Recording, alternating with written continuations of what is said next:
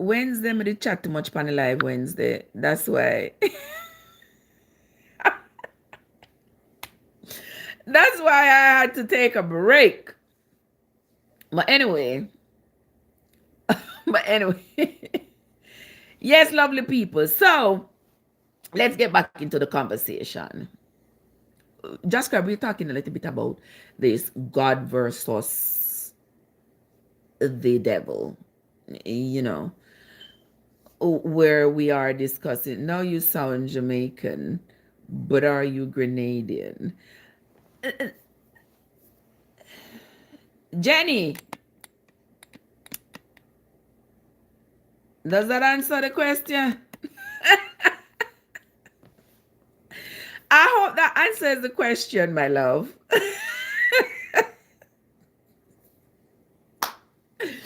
All right. Okay, my dear. All right. Yes. So somebody was talking about the fear. Yes, the fear that is put in you when it comes on to your belief, to believing in what is being piled on you when it comes on to Christianity. I don't think that if you should say obey this God or follow these teachings, that you should do it from. I want to Mark, man. Mark's, I'm come from St. Thomas.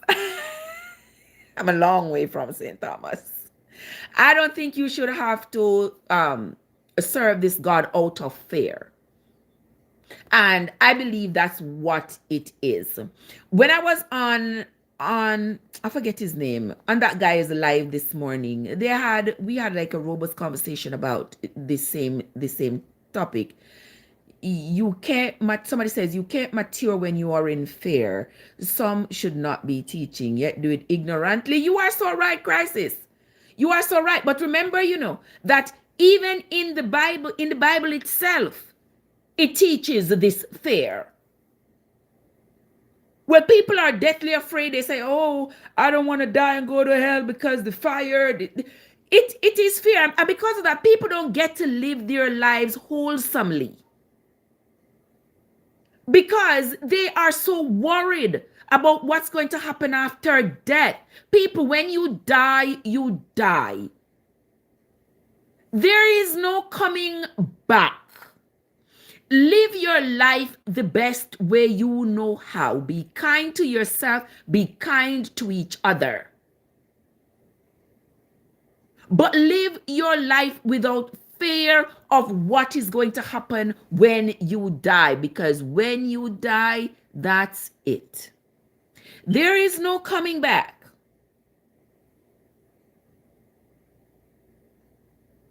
Where you gonna come back, go? Where you gonna come back to? Oh, yeah, I'll come back and go to heaven. What? People still in this world believe such nonsense.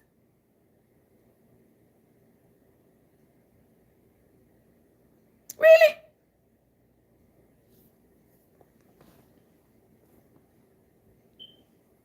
Mark says there is an afterlife.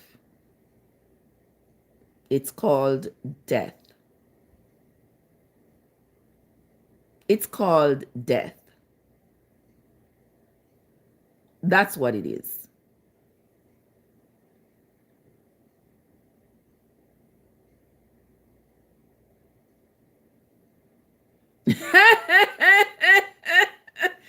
Mark said, if we never sit up here, say I've had experiences. Yeah, I've had experiences that makes me question, like, what? Yeah, I've had experiences. I have had dreams, but me don't know.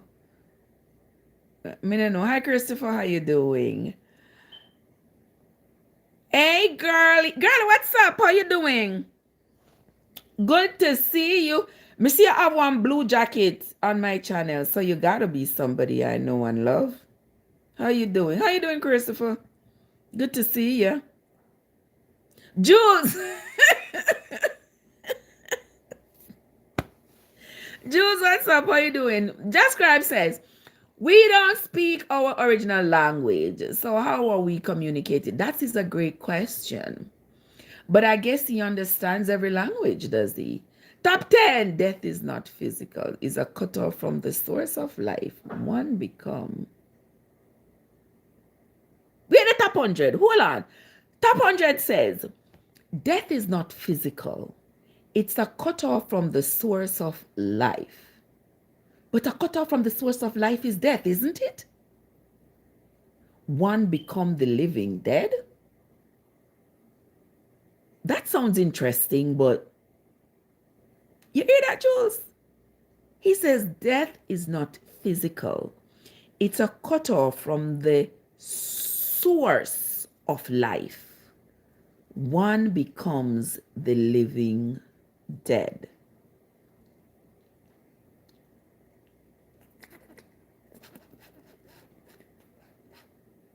I've never heard that before. That's an interesting thought.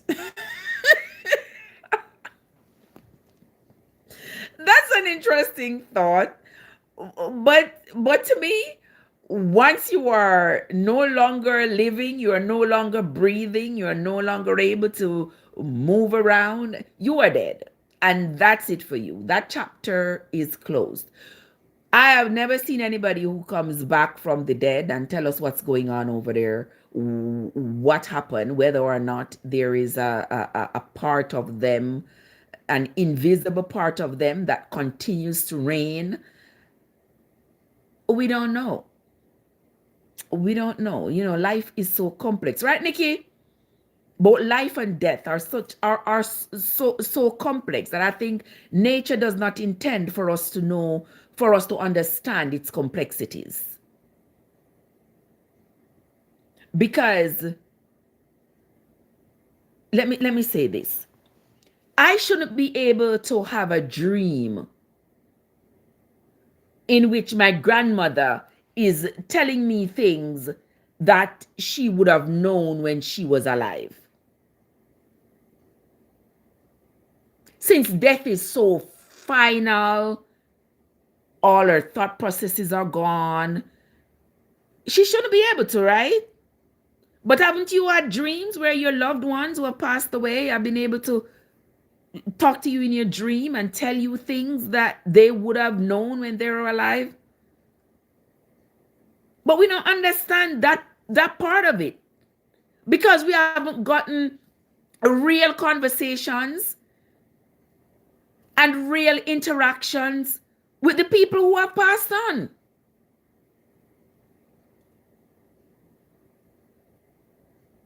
Mark said we must learn to. That's our fate. What do you mean, Mark? Nikki, what's up? Yeah, we don't know. All right, so Mark says, I lost my mom this past Christmas and it wasn't a dream. She spoke to me. That's what I am saying, Mark, that we don't understand the complexities of that. Because I've had experience with my dad who has passed away. Felt his presence and I tell myself, no, this cannot be a dream. Pinch myself and I can feel me pinching myself and I'm like, it's not a dream. I can see his face like right there in front of me.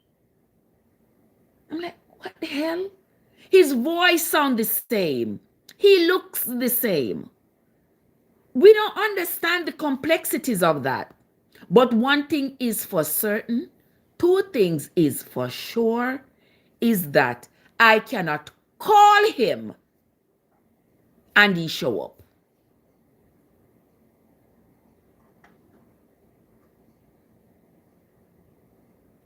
I think we need to learn our original language to speak with it.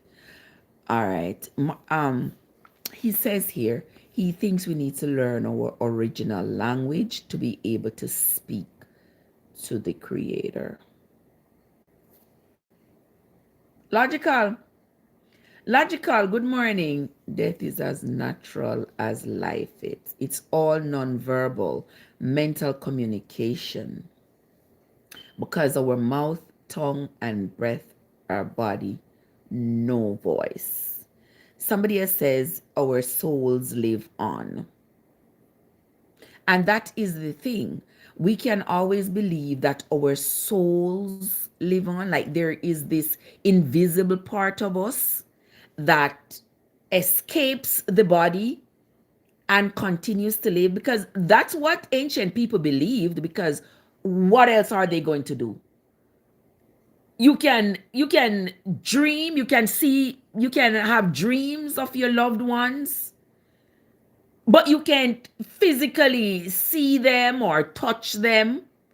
They can continue to play a role in your life, but yet still it seems like there is this energy from them that continues to exist.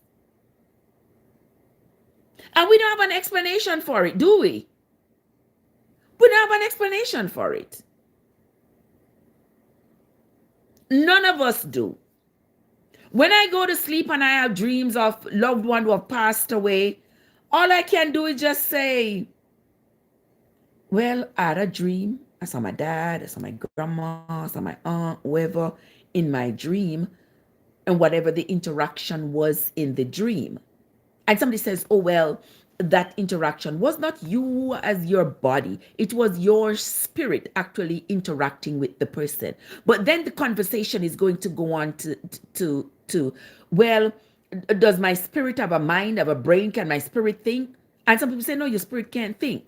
Then if it was my spirit that had an interaction with my dad, how come when I wake up, I can remember the interaction?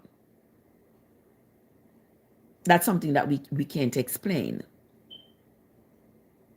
Exactly, we can't create.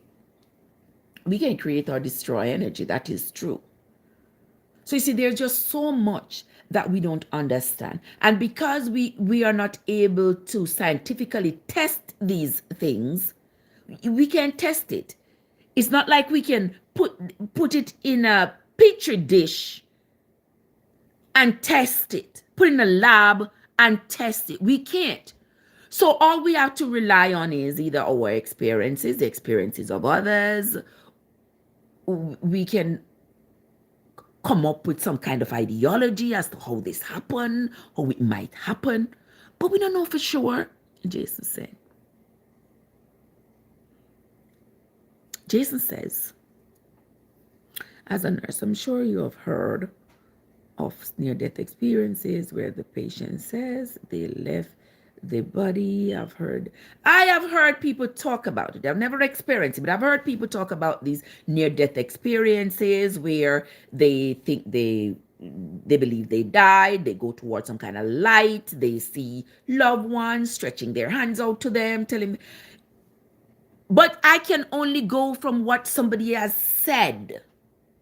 It is not something that every human being is going to experience. It is not something that is across the board, where everybody experiences it and is able to give their own, is able to share their own experiences. And the experiences that are shared still are not consistent. There are some people who said they see a light. Some people don't see a light. They just see their loved ones. Some people don't see anything. They only hear stuff. So it's not consistent across the board. Mark answers to Jascribe and he says, it is so with our African roots. Revere our ancestors for guidance. That's one thing, Mark. Look to our ancestors for guidance. Documented guidance or mental guidance, where you're just thinking, doing stuff and convincing yourself that you have some kind of ancestral guidance. Explain that for me. Is that what you're talking about? Because I know people say, oh, you look to your ancestors for guidance rather than looking towards, say, what is written in the Bible or any other religious book You look to your ancestors for guidance. But how do you gain that guidance from your ancestors? Talk to me. How would you harvest that guidance?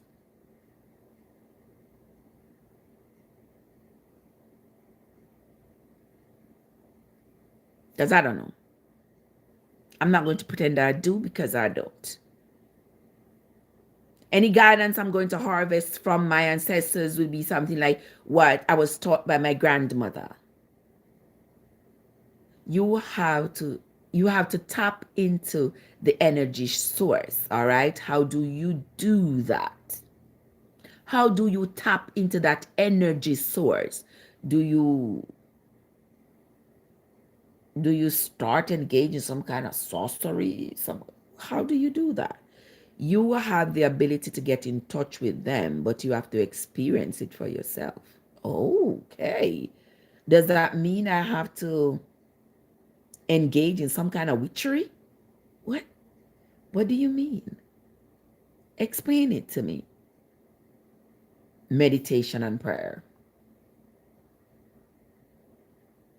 He says through meditation and prayer, you're able to connect with your ancestors to get ancestral guidance.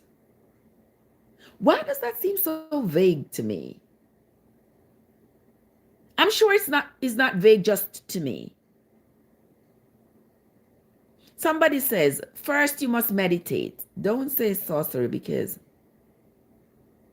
that is the psychosis of religion. But how then? How then am I going to be able to tap into, you say I need to tap into this energy of the ancestors. And my question is, how do I do that? If it's not to engage in some kind of sorcery or witchery or something of that sort, how am I going to tap into the energy of the ancestors? The ancestors are dead. They are long gone.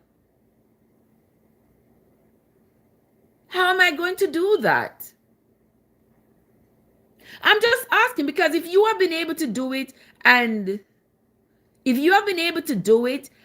it has worked for you in some sense, then share it with us, because the rest of us are not aware. Your mind has, somebody says your mind has to be free. My mind has to be free from what?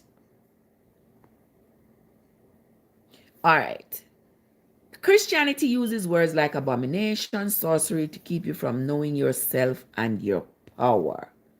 Tyson, what's up? How you doing, my love? Good to see you. Happy month. Which day of the week is it? God damn. It's Saturday. Happy Saturday to you, my love. How are you doing? It is the things of this world that keeps us grounded here. Because remember, we don't know anywhere else but this world. And when we leave this world, we don't know what exists after that. Because nobody has been able to come back to tell us what happens after that. That wasn't happening back then. It's not happening now. We don't know. We just have to embrace what we have. What we have been given. He says, Jascribe said it. Meditation, prayer, fasting. Prayer and fasting, and to be open to the messages. Prayer. Jimmy, what's up? What are you doing, my love? Prayer and fasting. I don't get it. So we must pray and fast and meditate. Now, who is this prayer supposed to be to? Is this prayer still to the God of the Bible? Or is this prayer going to be to the ancestors? What are we fasting for? Are we asking the God of the Bible or the gods of the ancestors for some kind of a favor? What is it? If I sound lost and I look lost, it's because I am. No doubt about it. Because my friends here are taking me into some treacherous waters here that I don't get. They're telling me to fast and pray and all of this so that I can get closer to the ancestors. And my thing is, why I need to get close to the ancestors anyway?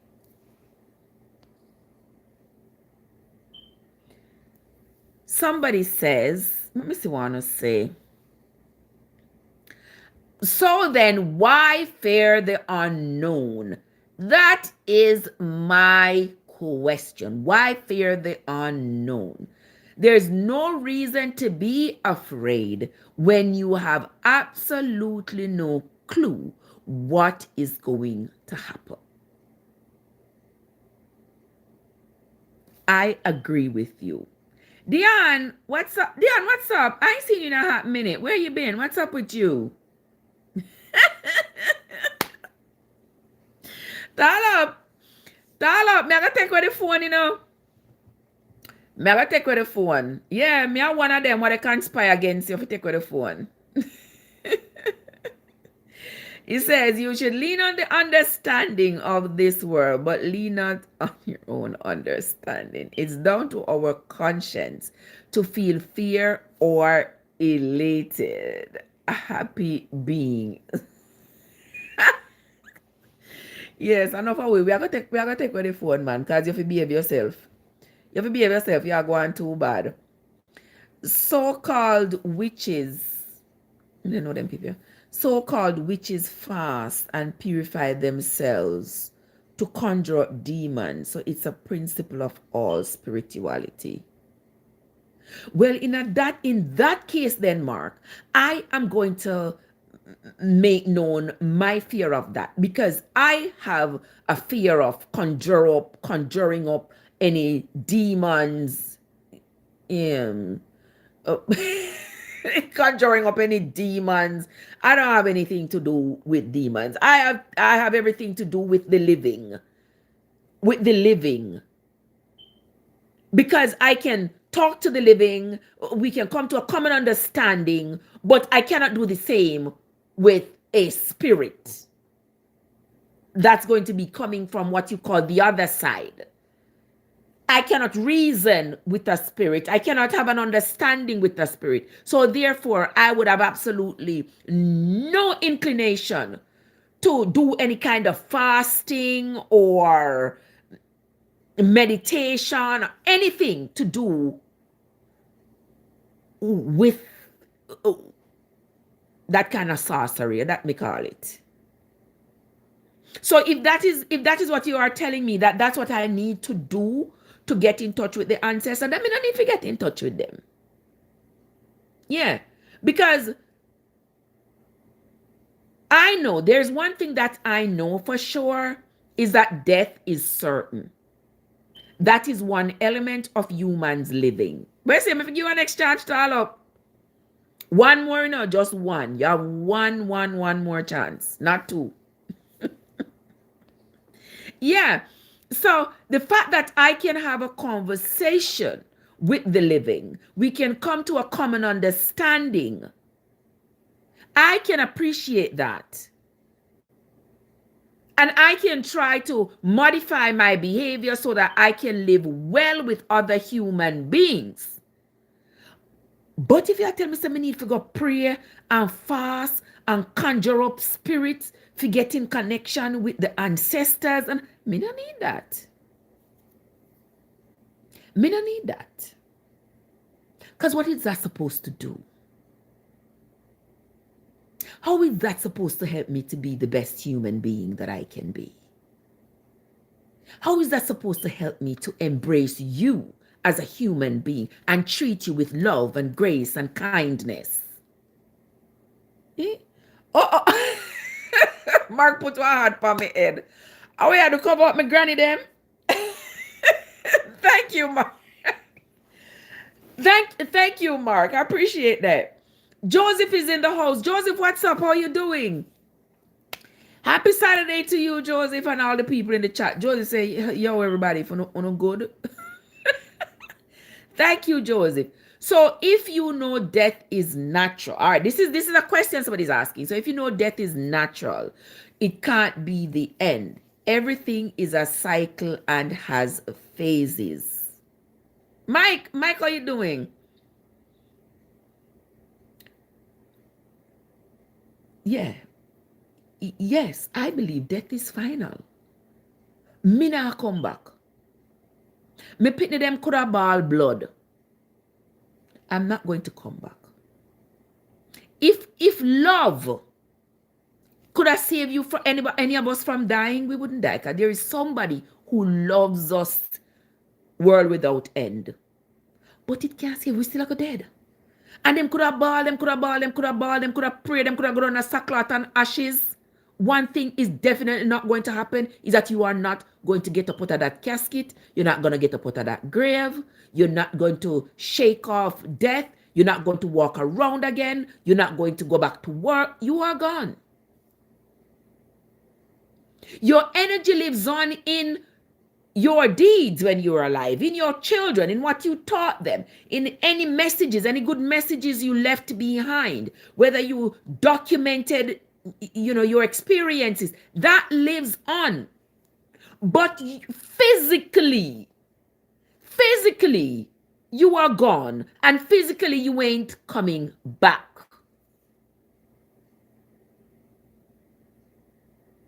Joseph said you don't need more than being good. Yeah, I agree with you, Joseph. No, not more than being good and love each other and being kind. That's what you need in this life. Jason, my love, good morning. How you doing? Good to see you. Yes, I agree with you, Joe. That's what you need. You need to be kind to each other. You need to be good to each other. That's what you need to take you on in this life. If somebody were to come back, and say, where the tree fall, there shall it lie. Exactly. Because you're not going to come back. No matter how people preach and pray, God on a sackcloth and ashes, and if you die and you leave young children, no matter how people want you to come back because you'd be the best person for your children, it's not going to happen. It not happen. You not come back. And Just Grab say your energy will continue to your energy is going to live on. Your energy will live on until it no longer exists. And when I say it no longer exists, hear me out. After the generations of people who have known you and have benefited from you in life, after they have passed away, nobody remember about you no more. Right, Christopher? When you are dead, you are dead. There's no coming back. Exactly, Joseph. You can't destroy the energy, but that energy is, nobody even remembers you. Because right now, talk to me. Nobody remembers your 6th grandparent, your 5th grandparent. There's nobody alive now who maybe even remembers your great grandparents. That energy is gone. Because there's nobody here at this moment to carry it on. The energy from my grandparents right now, from my grandmothers, continues to live on right now because they still have grandchildren and grandchildren and great-grandchildren who remember them. You understand? But after we have died out and gone, somebody says your DNA. Well, your DNA but your DNA, yes. But is somebody going to go get the DNA from my great-great-great-grandmother? How's somebody going to get the DNA from my great-great-great-grandmother? The DNA is living on, but what we're going to do with it? What's the point?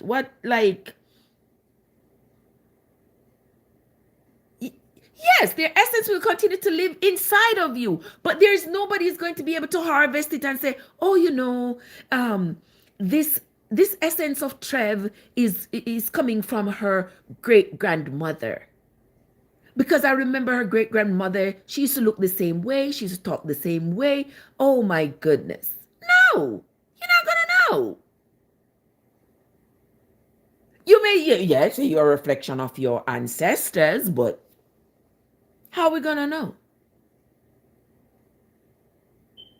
My daughter is born with gray blue eyes. Eyes that seems to change with the color of her clothes or whatever. And everybody says, oh my, it must be from somebody way, way, way, way back in the generation. Nobody can pinpoint who. Nobody can pinpoint who in our generation who had this kind of eyes. Nobody. So it is true that the essence of the ancestors may live on, but there's nobody alive who can definitively say, okay, this kind of behavior or this trait that you present came from this ancestor, that ancestor, that ancestor. We carry with us the energy of our ancestors, of course, because that's what life is. That's the continuation of life, where we continue our generations. That is why we have to do the best we can while we are alive. Love each other, make the best of everything on earth, live the best life you can. Exactly. Because when you die, there is no coming back. Why do you seek answers for everything? You see, oh my goodness, I love you, Just Scribe. That's exactly what I was saying. Like, why do we seek answers when clearly there is no answer? We can put these things in a petri dish. We can do a scientific study on it to find out what it is. We can't. Because not like you can die, have that experience of death, and then come back to say, yeah, you know, somebody dead, I'ma come back, and at this, that, the other, then the third, it happened to me. And so, no, we can't. All right, so Just Scribe say, I look like my great-great-grandfather, but I've never met him. Exactly. Exactly. We are children and people can say, you know, this child looks like a great-great-grandparent or whatever. They never met him. It's just life. He might be dead, but his essence still lives in you. Well, that's what humanity is. We continue to live in our generations. That's the only way we continue to exist. But after generations, and generations, we are no longer thought of.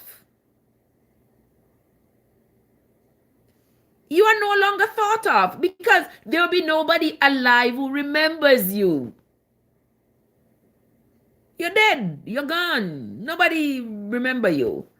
I mean, somebody said people can't dream about you. But they're not even, but listen, if in my dream, I say I saw my grandma. Say I have a dream, and I see my grandmother, and my grandmother is walking with a man that I don't know. Then that's what I'm gonna say. Well, in my dream, I saw my grandmother because I remember my grandmother, but she was walking with a man, and I never know who the man. You never have a dream like that. You see people in the dream, and you don't know who they are. Goldust said there are people who experience death and come back to life. Goldust, in the context of death, where your breath leaves your body and you experience the full experience of death, you shall never come back. You will never come back. You will never come back. But when people say, oh, they had what they consider to be what they call a near-death experience, then they somehow got revived. You know, I've had patients say, you know, they had a near-death experience And for some reason, they are resuscitated. They come back to life. But you cannot be dead, have your body experience the fullness of death, and then come back. That will never happen.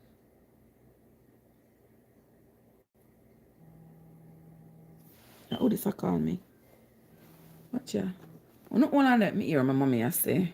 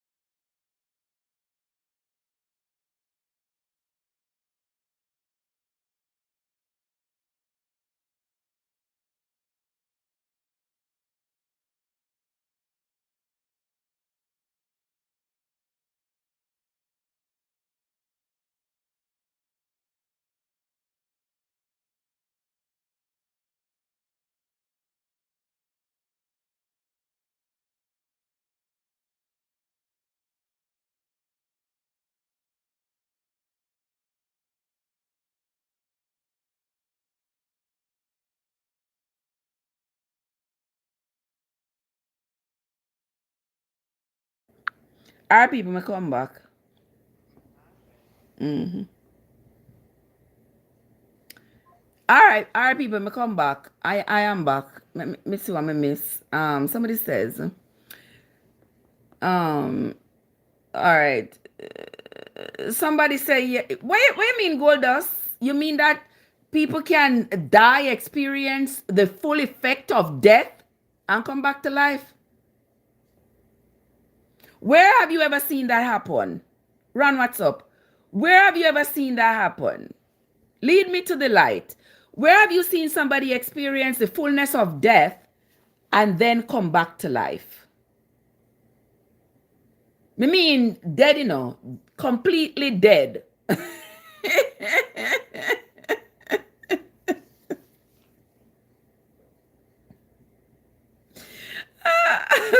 Completely dead and then come back to life. Somebody says my grandmother died and appeared in my dream. Close family died, and of course, I've had dreams. I have dreams all the time. I dreams of my daddy, my dreams of my granny, my dreams of my auntie, my dreams of people who have passed on. Yeah. And I'm always concerned, like, how comes in my dream they can talk to me and tell me things that happened while they were alive?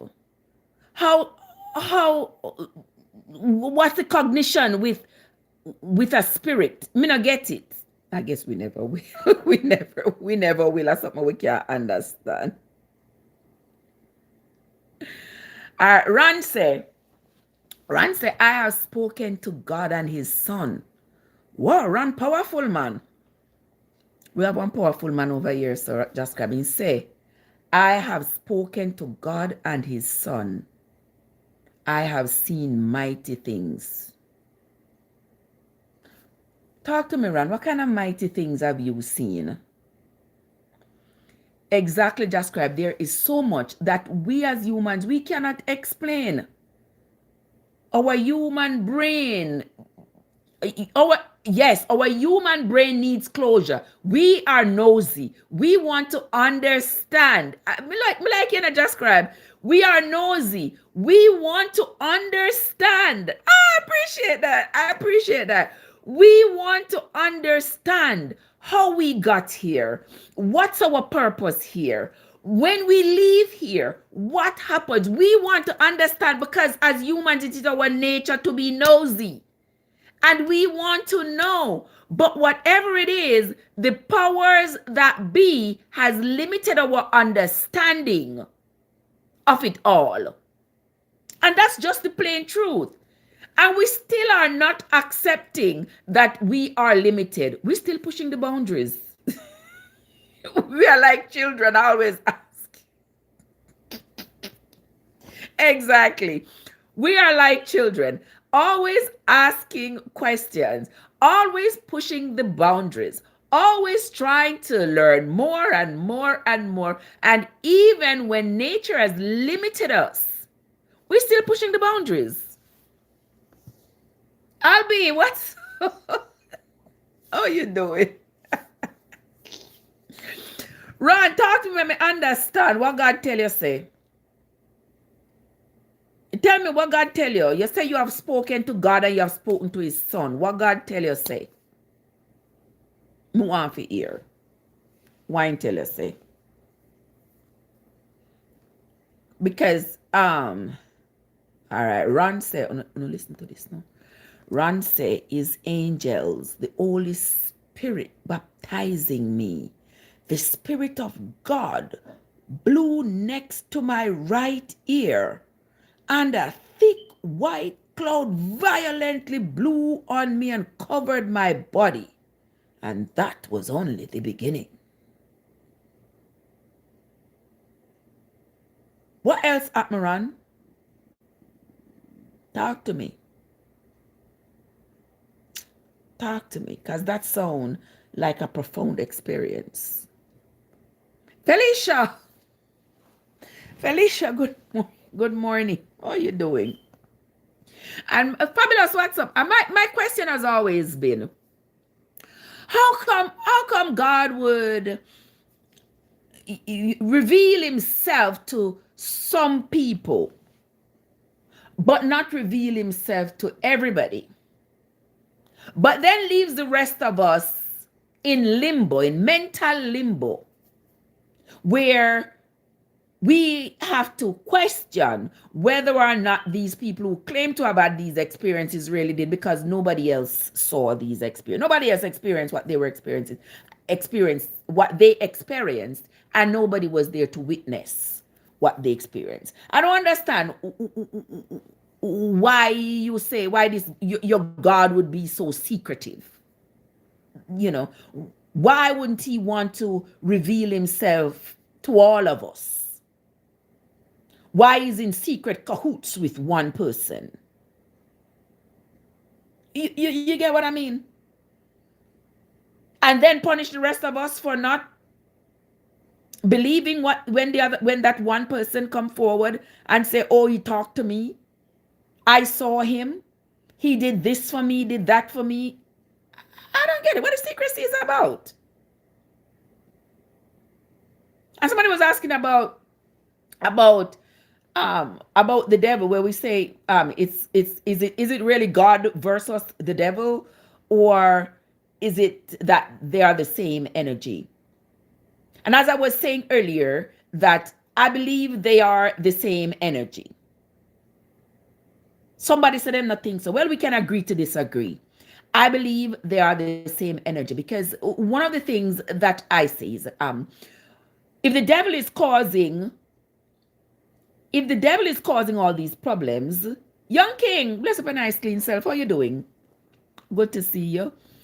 My thing is, if the devil is causing all this controversy, is the devil if the devil is causing all this antagonism, if the devil is destroying God's good work and the devil is antagonizing God's good people, why then would God be destroying his good people who the devil is antagonizing rather than destroying the devil? Why? Why wouldn't he just destroy the devil, get rid of the devil, say, well, I made you, I thought you were going to be good. God shouldn't have thought the devil was going to be good in the first place, because if God knows everything, then he would have known that the devil would present an antagonistic energy. So if he didn't want that kind of energy, he would not have created it.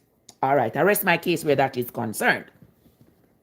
But if God wanted us to be perfect, he wanted us to be good, he wanted us to be kind, he wanted us not to kill each other, not to hate each other, not to be cruel to each other. If he wanted all of that for us throughout eternity, why would he then create the energy that opposes all of that? All right. Only listen to this. Ron say he has a powerful connection with God. I want to listen. Him say, Joseph asked him about this experience that he says he has with God. He says, you have to lay down your body as a living sacrifice with your whole heart, whole mind and body. You must seek his face. You want nothing more than to do his will. Fast and pray that for 30 days from your heart, it is in your heart.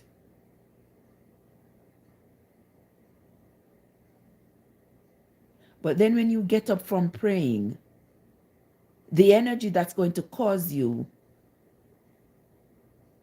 to sin still exists. And you as a human, you are not able to resist it. Because even the same scripture tells you, say, you're sin and you don't even know. All right, somebody say, John 14 verse 15, if you love me, keep my commandments.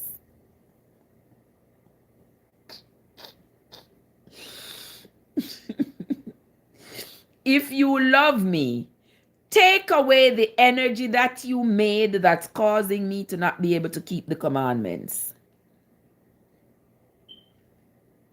How about that? How about that? What is this again? All the people. Because, listen,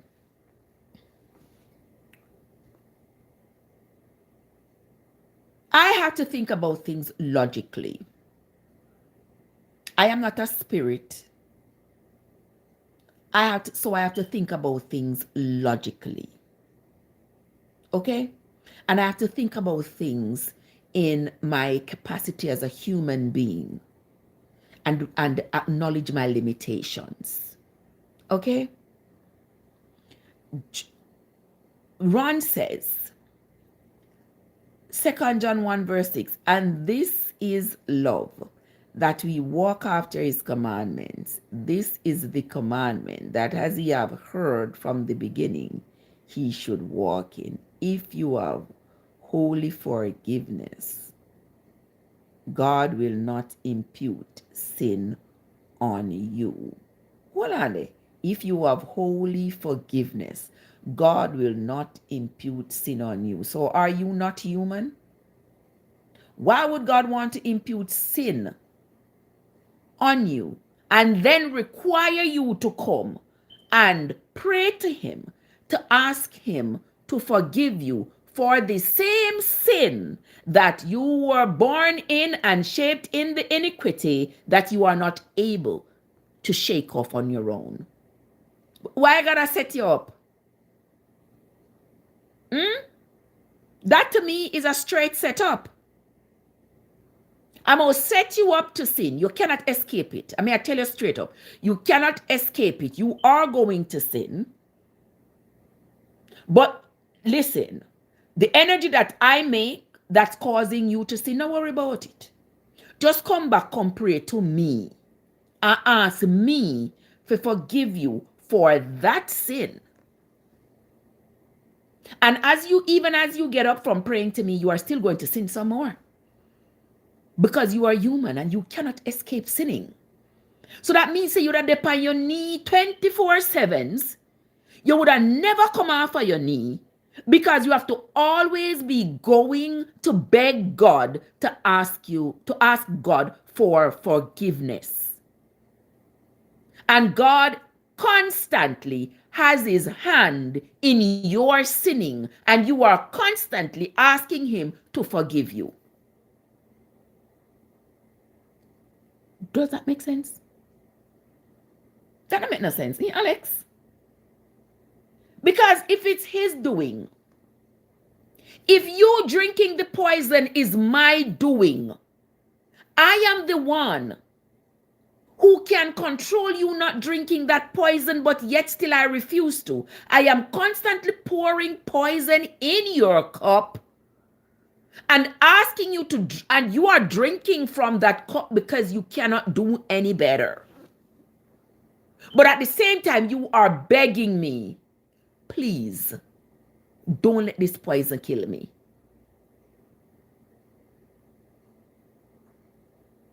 Alex, what's up? How you doing, my love? But I am the one who is constantly pouring the poison. All I got to do is stop pouring the poison. Somebody says here, Ecclesiastes, a man of understanding is trusted in the law, and the law is faithful unto him as an oracle. Because he is the one and only true living God, the Almighty, for he has rescued me from the dominion of darkness and brought me into the kingdom of the Son he loves. Dominican or dominion of darkness. Beware of a counselor and know before what need he hath, for he will counsel for himself. That was in the Ecclesiastes 37. But listen, Ron, when the Bible tells you to beware of these people, what alternative has it given you to be able to discern who is who? Backside, he says the Lord has given him a list of things he needs to work on. You mean things you need to work on for yourself, things you need to work on to make you into a better person? Is that what you're talking about? I sow my law in you, and it shall bring fruit in you. That's metaphorically speaking. You know, you have read these laws, these instructions, and by following them, it should create a change in your behavior. It's not literally go sow something in you. I encountered Jesus Christ. Now listen to these people. Winston, what's up? How you doing, sugar? Good to see you. All right. Ron giving me all that I'm looking for over here. Ron say, I encountered Satan's kingdom first after the baptism. That is how I discerned. I'm kind of curious. When you encountered Satan's kingdom, what do you mean? What was there? What happened? How do you know you encountered Satan's kingdom and not God's kingdom? What was the difference? What happened? He says, here is the patience of the saints. Here are they that keep the commandments of God and the faith of Jesus. And when you say keep the commandments of God, this takes me into another thought process. When you talk about the commandments of God, you're talking about the commandments that Moses said he got. Is that what we're talking about? Holiness is what he wants. No cursing is the first thing on the list he had me write down. So God told you things that he wanted you to write down. Okay. And you wrote them down. How has that been going for you so far? Verily I say unto you, till heaven and earth pass, one jot or one what? In no wise pass from the law till all is fulfilled. That right there is another part of the text of the Bible that remains questionable. Heaven and earth is never going to pass away. The earth is not going to end and disappear one day and all of that. And as we had discussed in a previous live, where we talked about the changes that exist in the Bible, the inconsistencies that exist in the Bible, if you notice that in the New Testament, the people were questioning Jesus about the laws and principles that they were following that had come down to them from generation to generation, coming down from the teachings of Moses. And the laws that Jesus brought forth were significantly different from the ones which Moses had taught the people. And so that's why the people were continuously questioning Jesus, like, what is this? Moses told us, we need to sacrifice animals. He said, you don't need to sacrifice any animals. That was a change. That was a change. If God's laws are forever, and what you said there about heaven and earth shall pass away before one of his words pass away, then that would not be consistently true. Because if the teachings of Moses needed no modification, then there would have been no need for this Jesus to come. See if you get what I'm saying. If what God is teaching or tried to teach mankind through Moses back in the day, remember, God is all knowing, God no make no mistake, according to y'all. God is all knowing. God makes no mistake. His word is forever. He never changes. Right? Right? So how come the teachings of Moses are not the teachings of I'm going to say Christianity that prevails today? Why did there need to be a change?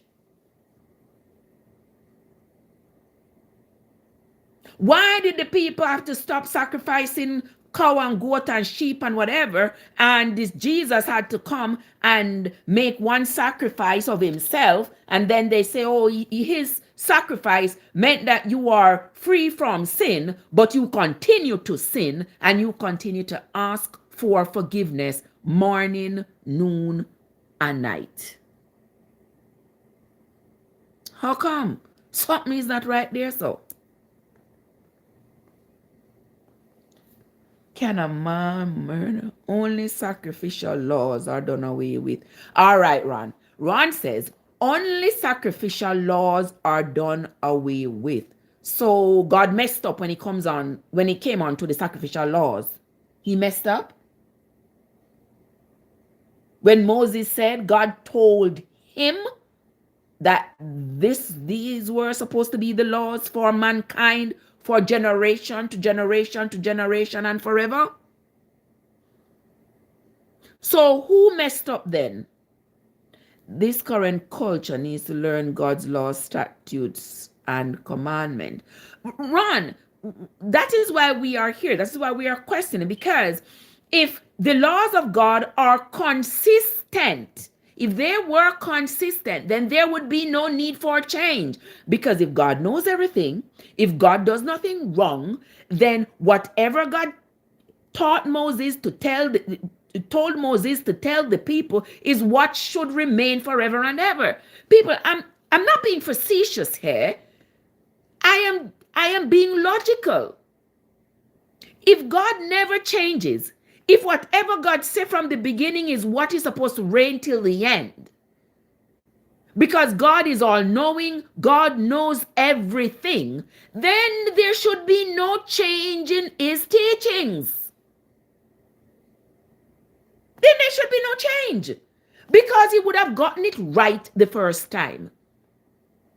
It's not like me telling my children, don't do X, Y, Z. And then I go back and I think about it and I said, you know what? I cannot change my mind. And I tell my children, oh, I was thinking that it wouldn't be a good thing for you to do X, Y, Z, but I cannot change my mind. No, you can't do so. I am not, you wouldn't be able to compare me to God.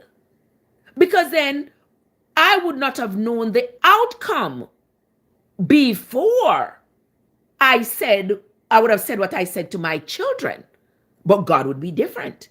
God would know what would happen and what would not happen. So therefore, his instructions would be final. You understand me? There'd be no reason for him to change anything. And the fact that you acknowledge, Ron, that he had to make changes to his plans, that right there erases the whole idea that he knows everything and does everything right the first time.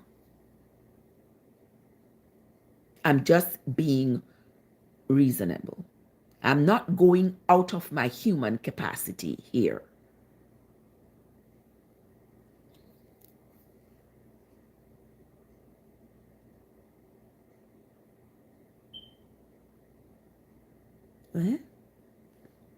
He says that's why Christ came. To do what exactly? To change the laws that were on the books by Moses? Because if you say to me that Christ came to change the laws that were on the book per Moses, knowing fully well that the scriptures tell us that Moses said God gave him these laws for mankind, and most of all, it wasn't even for mankind. It was only for the descendants of Jacob. So that's another story for another day. That God would have given Moses laws and instructions for one group of people out of all the people that he would have created. He gave Moses these laws for one group of people, because these laws were only for the descendants of Jacob. They were not for the rest of the people in the world. They were only for the descendants of Jacob. And that right there makes me question the favoritism. Why would it be that God was determined to curry favor one group of people over the rest of the world? And even that one group of people could not consistently carry out the teachings. These people also gravitated towards the teachings of the other people in the world. Because you see, people were curious. People are still curious. People are anxious to find out how we got here, what's going on with us. People were asking questions from back then, Ron. It's not just now. People been asking questions for which they have no answer. What is Deuteronomy? For thou art a holy people unto the Lord thy God. Listen. We are, for thou art a holy people unto the Lord thy God. The Lord thy God hath chosen thee to be a special people above all people. You see how ridiculous that sound, Ron? You see how ridiculous that sound? Yeah. So the God who has made all the people in the world have chosen the descendants of one man. The descendant of one man. And the scriptures didn't even present Jacob as a holy, wholesome man that you could say, oh, well, you know, Jacob was holy, Jacob was wholesome, Jacob was kind. It didn't even present him as such. It presented him as the crook he was, yes. That's how it presented him. You understand? He robbed his brother, he robbed his uncle, all these things that he did. But yet still, it said, God chose him and his descendants to be kind to give everything. And they still didn't get everything. They still didn't experience the untethered kindness of God because they still had the human experience. They still had problems. They still had problems like every other human being. So what was it that was so special? You said, do you have what? Oh, you said the other people were hard-headed people? But Ron, what do you mean by the other people were hard-headed people? They did not get... Moses wasn't told to go tell these people all these teachings that he claimed to have been getting from God. These people were not included. So you can't tell the people, say them hard-headed, because the message wasn't for them. Moses didn't say, God tell him, you know, gather all the people in the world and tell everybody in the world X, Y, Z. He did not. It was only supposed to be for the descendants of Jacob. So the other people in the world are what? God didn't want the rest of the people in the world then. He only wanted to be considered holy to the people who are descendants of Jacob. And as I say, everybody create their own concept of God. Every culture has created their own concept of God. He says God gave me a new heart. God gave you a new heart. Jesus cast the demons out of me. Very good, Ron. I'm glad he gave you a new heart and casted out all the demons out of you. I'm glad he did that. I'm glad he did that. I wish he would do that for every human being and not just for some people. And now he says to you, thou art holy. All right. For thou art a holy people unto the Lord thy God, the Lord thy God that chosen thee to be a special people above all people. All right. So Ron says, I'm not the okay. Okay. Oh, sorry, I realized. I thought it was the same person using two accounts. Okay. My thing though is, why would God not want the souls of his entire creation? Why would he not want the souls of his entire creation? Why would he not want his entire creation to serve him? Why wouldn't he want to be good and kind to his entire creation? He just chose one man. And when you ask me if I don't have a favorite dress, that doesn't even cut it. Because my favorite dress or my favorite shoes and God choosing one man out of his billions of creation is not comparable. I may have a favorite dress I like. You see me in it every day? No, me not in it every day.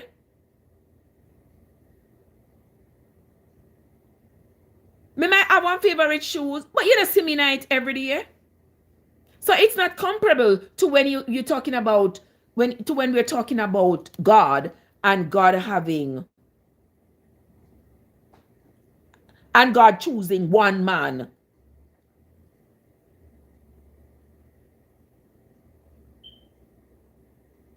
And God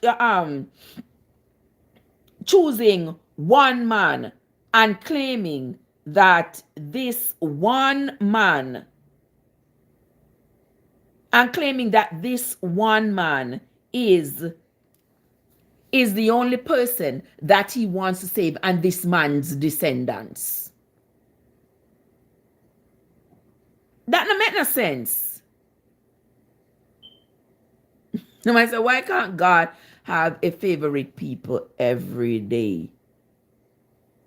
But why can't God want to save everybody every day? Why would he be choosing favorites? I make some people where I'm like, I make some people where I'm not like. That makes sense to you? He makes some people that he likes, that he favors. And then he makes some other people that he don't like. So why make the people that he don't like only to cast them into damnation? And you say me no make no sense. Me no make no sense. But you make sense. God make one whole world of people. And he chose one dege man out of all of that to say, this man and this man's descendants are the only ones I'm going to bless, are the only ones I care about. And the rest are what chop liver. And you expect me to appreciate that? Why you keep comparing this to man-made stuff? You comparing it to favorite dress, you compare it to favorite shoes. Now you compare it to car creators create favorite cars every day. You all right? You all right?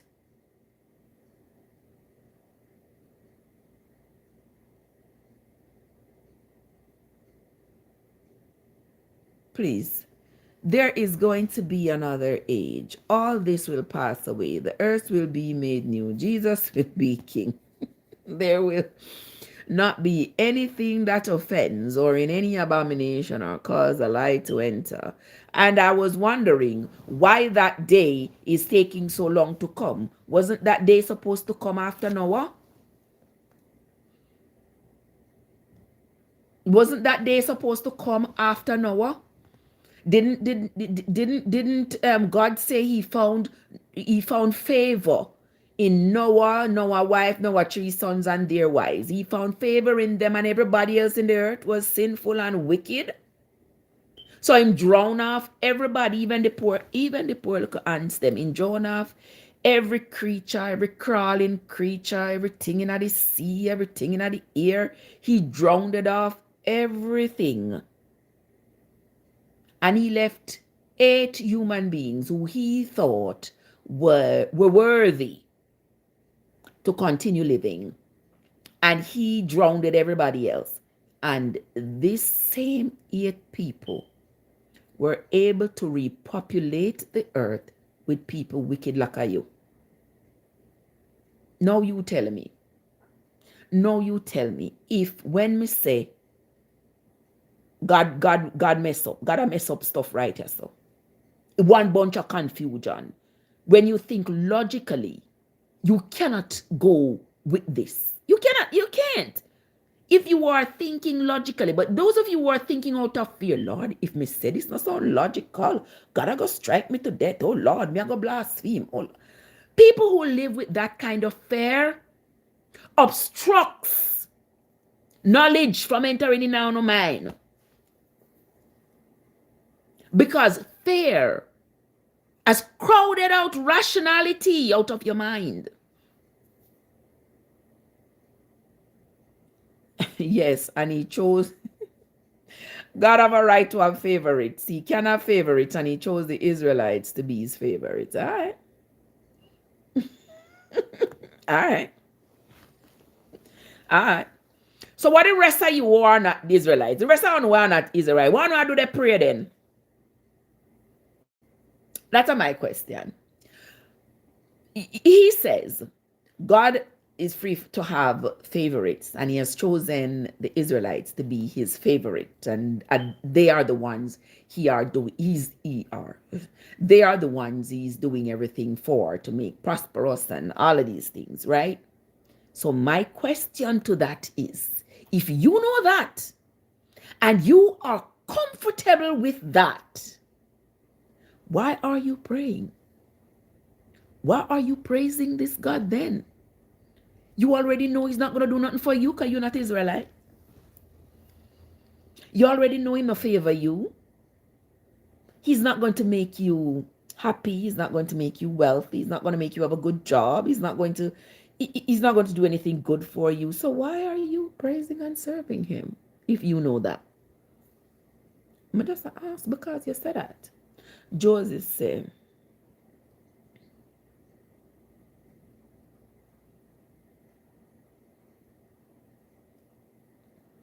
yes, Joseph, we don't love each other. Our problem is we don't love each other. And that is why.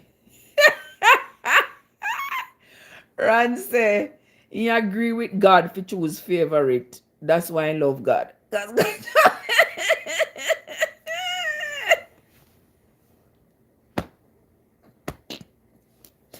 Okay.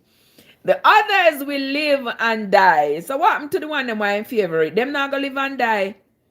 Even the people who consider to be themselves to be God's favorite, they still have the same experiences like the other people who are not considered his favorite. We still live, some people get rich, some people get poor, some people have, some people don't have. We all experience happiness, sadness, death, crying, sickness. We all experience it. There's absolutely nothing that anybody is going to say, oh, God loves me. And somebody who says, well, I'm not into this God thing, I'm an atheist or whatever. There is nothing that one experiences that the other does not. So tell me again, what would the favor bring to you differently than the non-favor would bring to somebody else? Tell me.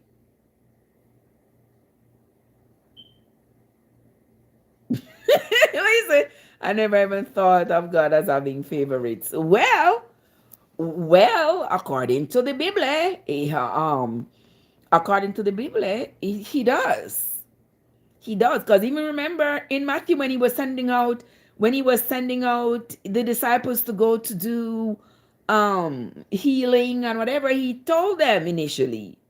Jesus told them when they go out there before they heal the sick,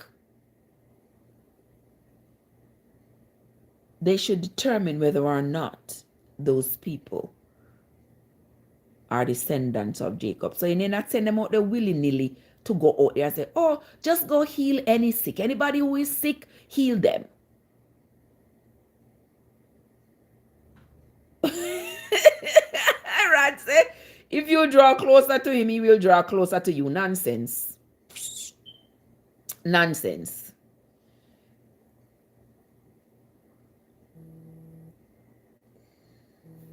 Nonsense. Who this? Hold on, let me saw my family member.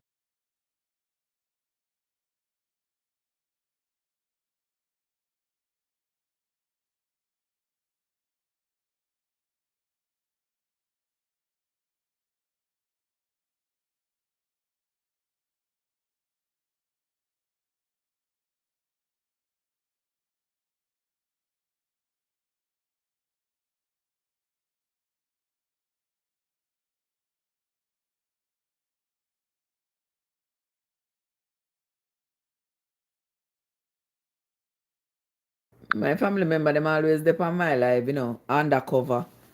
Always there on my life, undercover. Money up, what's up? How you doing, my love? Oh my God. Oh my goodness. No, hold on there.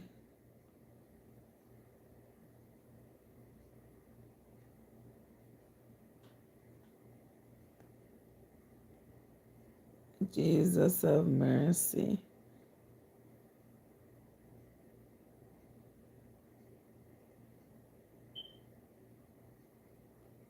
Wait, hold on, 1 minute.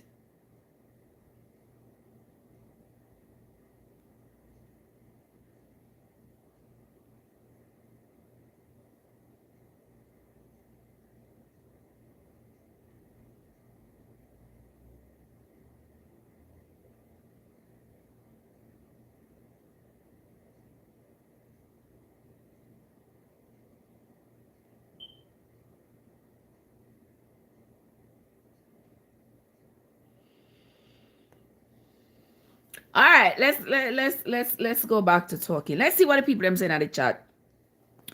Somebody says if you draw closer to him, okay, I saw that. I shouldn't have to be drawing closer to him for him to draw closer to me. That don't make no sense. But anyway.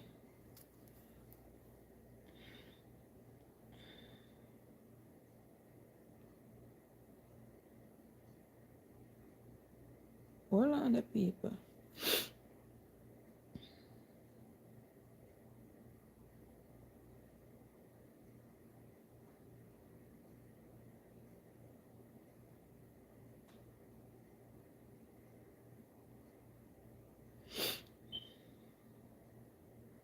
Okay. All right. So Ron says, I'm not in great standing with it. Okay. This Ron says, I'm not in great standing with him right now, anyways. The last thing he said to me is, if you smoke again, it won't be good. That was.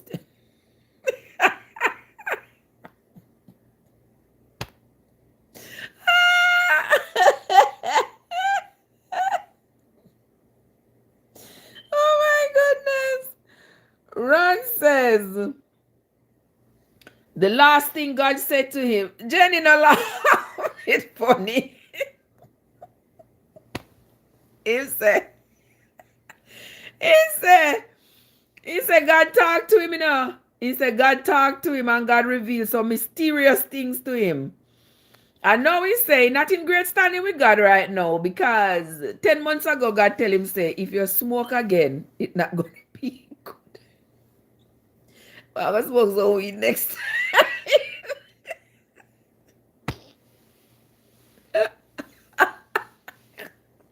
What I'm saying going to happen to you?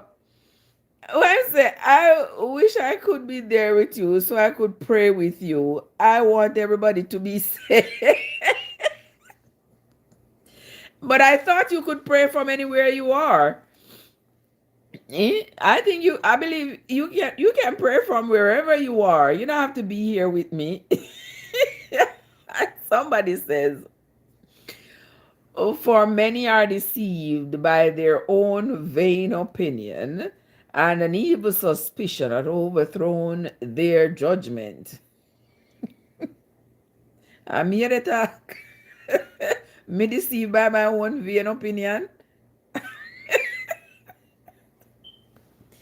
Listen, I think logically.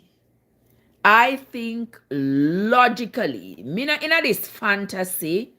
Yeah, me not in all of this unproven stuff. There is no, that is not baked in reality. What would I look like? Being a human being, a mortal person.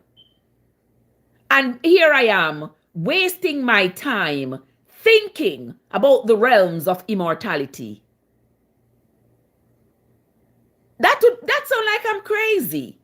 It's like me being here, not working, not have no money, but go trust people things, go take out credit card, because in my mind, I believe that I have some riches somewhere. So I'm going to courts, go and trust the people them things. I'm going trust things, use credit card, go and trust things because my mind tell me that I'm going to be able to repay them the money. I don't have no job, I don't have no education, I don't have no plan, no way of earning the money to repay it. But I go in the people's store, go tell them I'm going to, in my mind, I think in my mind. Mirasclat, the man say, you are the reason God told women to be quiet. When God tell women to be quiet, are you talking about in the New Testament where Paul was saying that the women need to go home, go ask their husband, go ask their husband, what is that? For go home, go ask their husband what happened in the church? Yeah, I said, yeah, when you go home, because they had closed meetings with the men.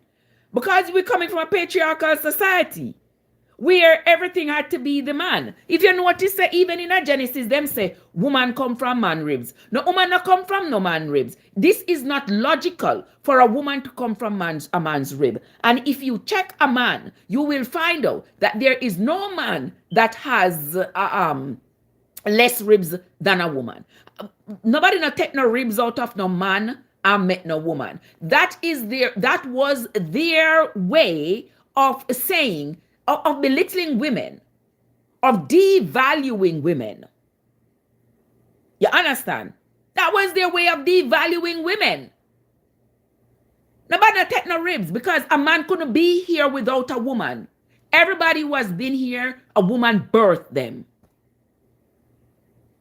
And how God could have taken the ribs, how God could have taken dirt, make Adam, but him couldn't take dirt, make Jesus. How? I really don't want to call you a fool. I don't call people fools, but don't come at me sideways like that. We can have a respectful conversation, but don't come at me sideways like that. Okay? But anyway. Patrick, I've been looking for you forever. Where have you been, love bug?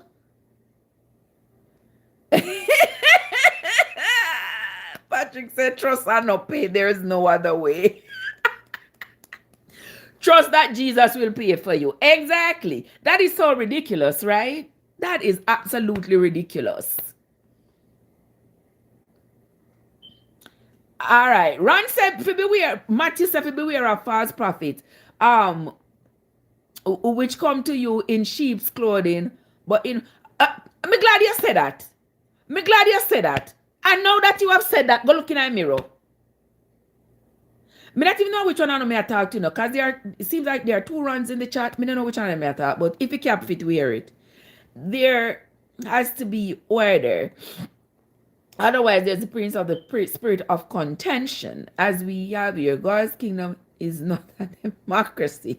Sometimes I don't know if you are in the Bible or just some of it.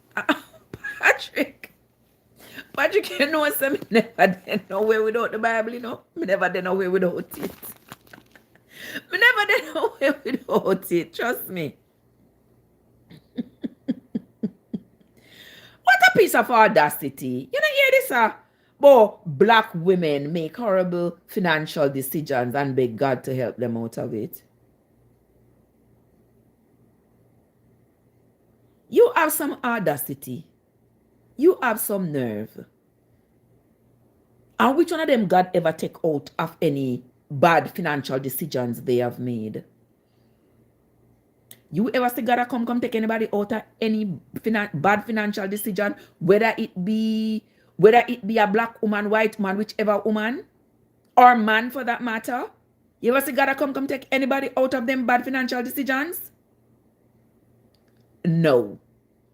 You either get up, go work, you get up, go do like a side hustle, you get up, go do something to take yourself out of that gutter of despair, or you're turning there till you're dead. But no God now come save you. Get up. You have to get up, utilize the resources that are around you. Yeah, that's what you have to do. No, my black woman now put themselves in a financial decision and go ask God for take them out. Like, what you have against black women? What's wrong with you? Huh? The Bible says the majority of the world blasphemes him because of the tribulation. Don't be that. Do I look scared to you? Do I look afraid to you? I'm not scared. I'm not afraid, because you see, that's what has been used to control people like you. Ron, you gotta watch yourself, you know. If you keep on talk about black women need correction in this time. So, you know something? You know something? Sometimes, Zuri, what's up? People like you Me not have no conversation. I thought black people need correction in this time. Black women need correction in this time. Really? Really? And what you need? A two before cross your head. That you need. Same thing me say, Jenny. Same thing me say. But black woman need correction in this time. Really? Anyway. But I don't know what say.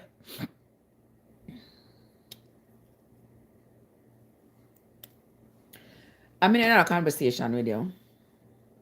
Me in a conversation with you. Alright? The conversation that you want can't hold it and run with it. Okay? But anyway, people.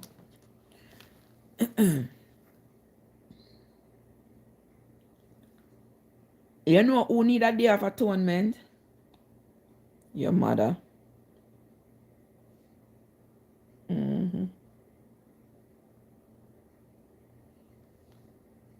She should have get a day of atonement the day when she have you.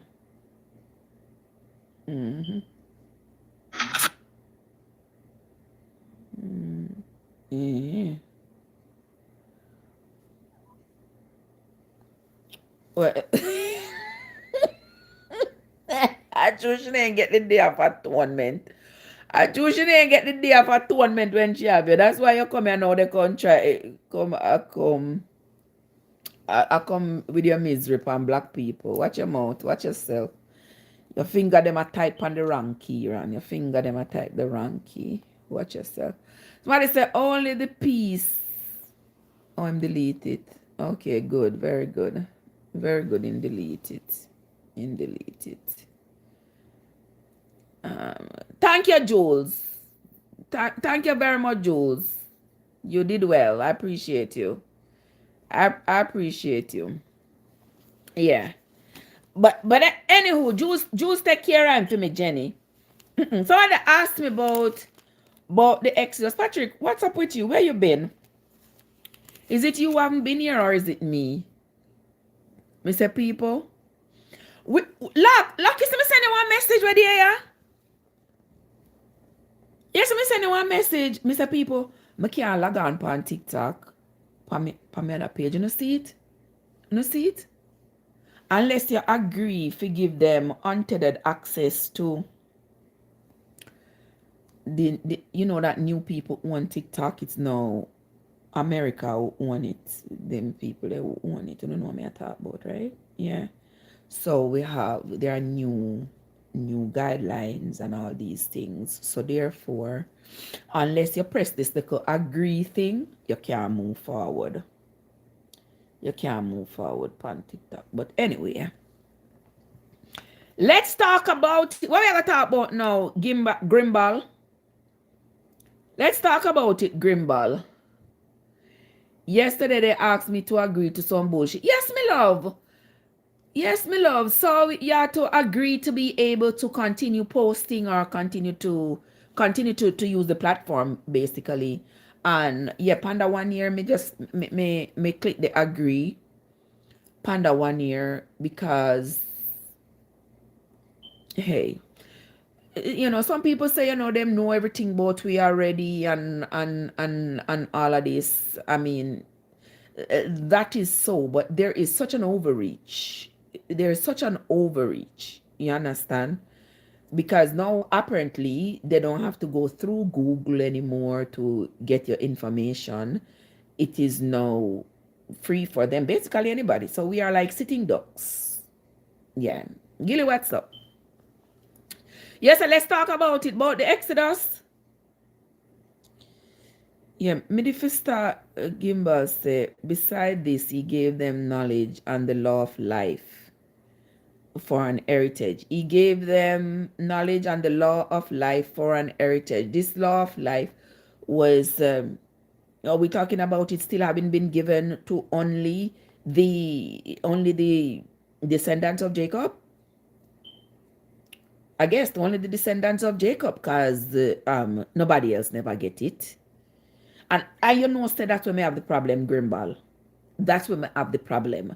Because you cannot tell me that I could have my children and I know the path. I know the path to them being successful. But I am only going to give that path to one. Ras the pencil gone. I am going to only give that path to one child. And to hell with the others.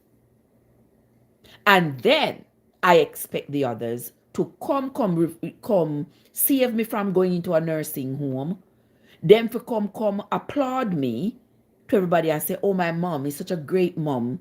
My mom is such a good person, even though my mom only gave the success formula to my brother.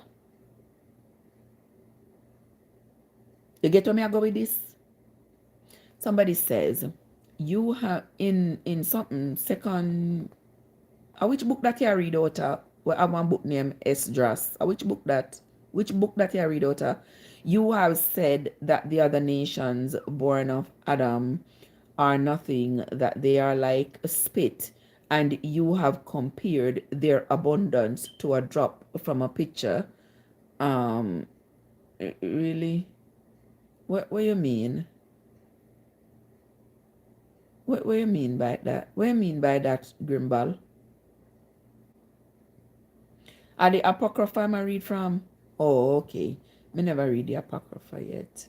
So me don't know. But you sorry, sometimes you love some more than... But Patrick, if you have your children, and you say you love some more than the other, would it be from you already determining this beforehand, or would it be that maybe there is that one child who you and them the plant go align, this child is unkind to you, or where would that desire come from for you to love one child more than the other? Because you can't just have your pitney them and you just get up and decide, say, you just are going to love one more than the other. I have my children. I don't love anyone more than the other. I would not sit around and watch any of my children being destroyed. But I will say, there are some of my children with whom I have extremely close relationship with, more than others. That's just the truth. That is true, Patrick. Yes, some of your children, sometimes your children will behave badly, will treat you poorly, and like with anybody else, it's going to shift your feelings towards them. But that doesn't mean that you just get up and say, all right, I mean, have them 4 pitney, I know. Me love them. Me love that one here and me don't love the other 3. I want good for this one and I don't want any good. Me wish damnation for the rest. How would you as a parent just get up and make that decision? How would you as a parent just get up and make that decision?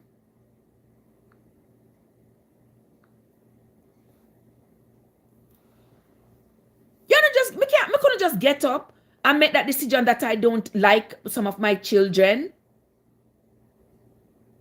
All right, Gimbal say, your thinking is not the thinking of God. But shouldn't the thinking of God be the example then? That's my question. Then shouldn't the thinking of God be the example that I should follow?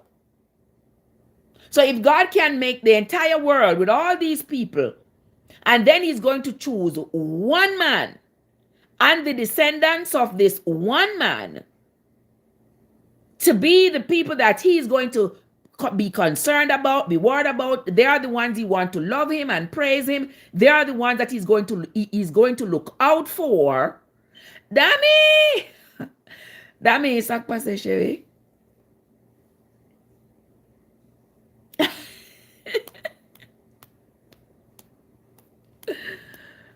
On te dormi bien, aswe?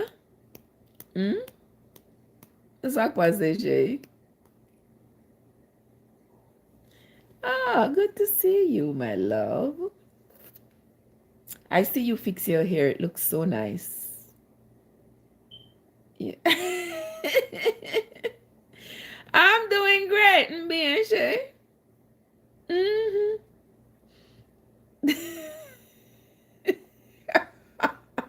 Yeah, I saw it. I was looking at it this morning. I was like, damn, that hair look really good. Yeah, I love it. What Jenny said, finally one Jamaican with some sense. Jenny, you think a little bit me got through with this little sense here? What cost then cost me? Call me say me a blaspheme. Yeah, Jesus have mercy. You don't know what I got through and been going through. Now stop go through. Mm-hmm. Them even call me on the phone. They call me on the phone. They never in agreement with what I say because I think logically. Yeah, I think logically, but them not agree with me, Jenny. But I'm not here for agreement. The world belongs to all of us equally, and I am free to state my opinion of how I view the world, and you are also free to state how you view the world. I mean, I may not be right, you may not be right, but we can coexist with our differing thoughts. And that's how I see it. Thank you, my love. It's a Saturday morning. My day here I go on talk about the Bible. Grimbal say your logic can't compare to God's thinking. How does a mother leave her first kid in the garbage bin? Patrick said, how does a mother leave her first child in the garbage bin? You know something? Patrick, with the human experience, there can be many contributing factors to that. Why a woman would put her child in the garbage bin. Many, many contributing factors. You understand? There are times when you think logically, especially when you're in circumstances that are so overwhelming, you don't know where to turn. You don't see any way out. You understand? You don't see any way out. And sometimes I don't think they do it because they want to hurt the child. Sometimes the presence of that child presents insurmountable challenges for the mother, and they make the wrong decision to put the child in the garbage can rather than give that child to somebody. Mr. Winsome from morning, me there wait for you now. Mr. Winsome from morning, me there wait for you now. I was wondering who win someday. How you doing? Welcome, Winsome. Happy Saturday.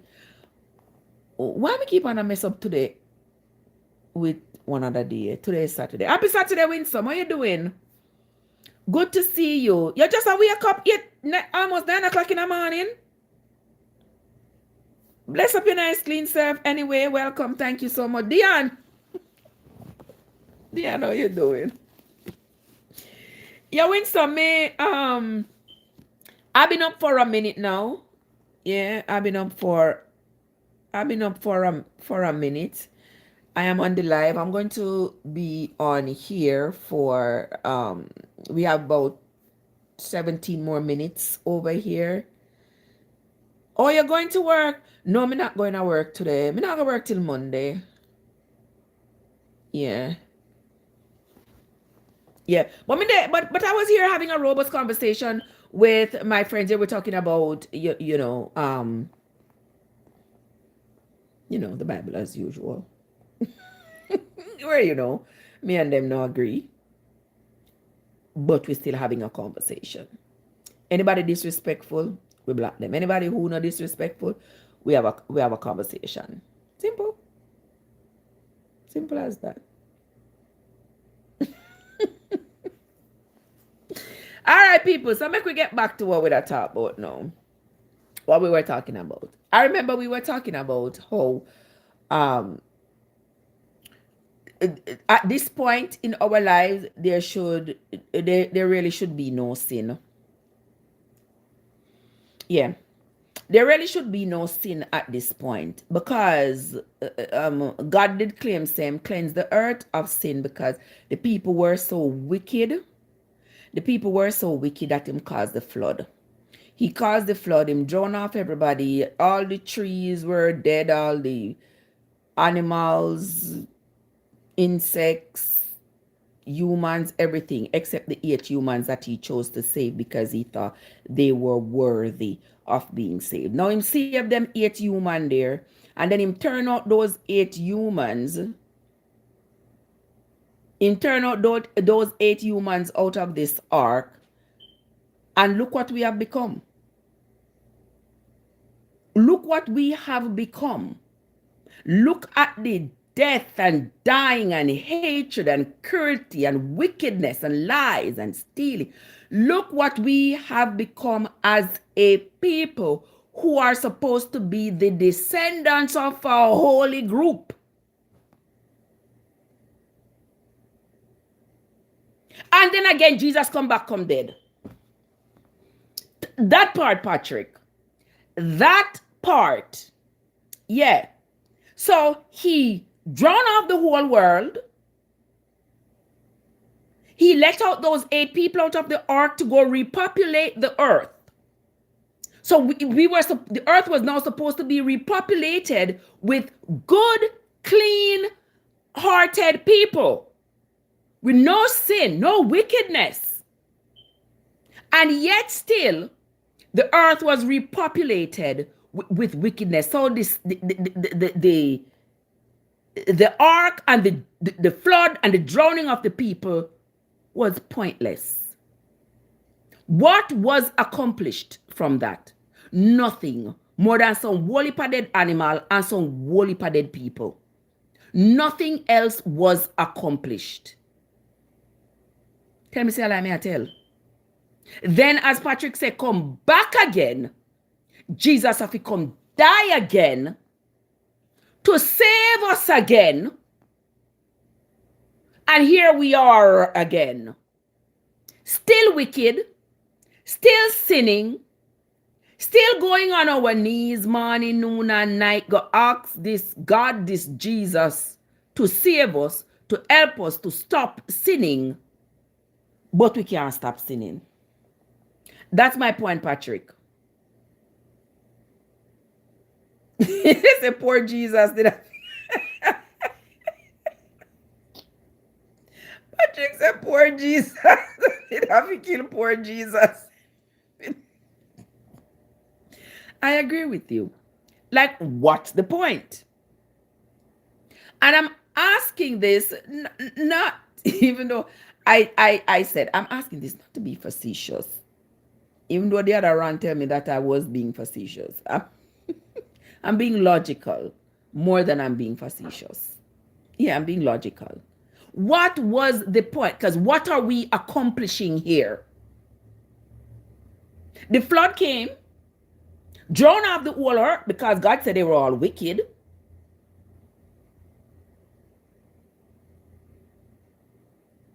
All right. Somebody in our chat says, why did he die in the first place? Wasn't it to save us from sin? So sin should be no more. Exactly.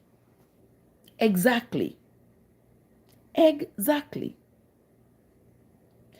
First, he said, okay, the solution to this problem of having all these wicked people on the earth, the solution to this problem is to just kill them off. Me not change their heart. I'm not going to change their heart and make them not sin anymore, because I can't do that. I don't have that power. The only power I have is to kill them, to unalive them.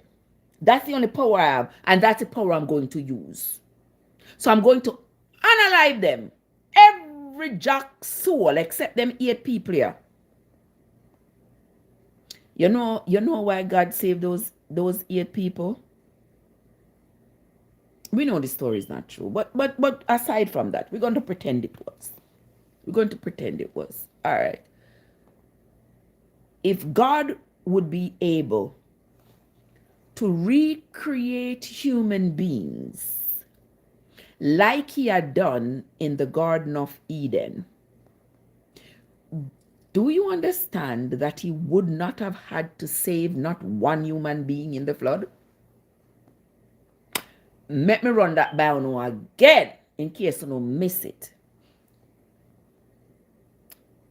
If God, according to the story, was able to recreate human being like he did in the garden, why would he save those 8 people in the ark? Them 8 people that shouldn't save them, right? Him should have just empty out the earth, everybody and everything, and start over. And start making new people in the garden. Wanna think? You think that would have much more of a draw for people to understand his motives? You think so? That right there tells you. That right there tells you that the story has holes from the beginning.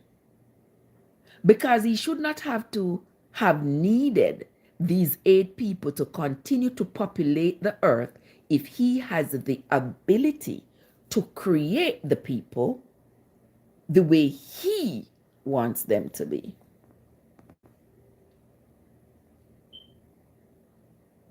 Simple as that. I mean, you're going to say, oh, man's thoughts are not like God's thoughts. Well, God is not showing that his thoughts supersedes mine. Because the same way, me could have started, like last week when I met the pudding. Remember last week when I made the pineapple coconut cake?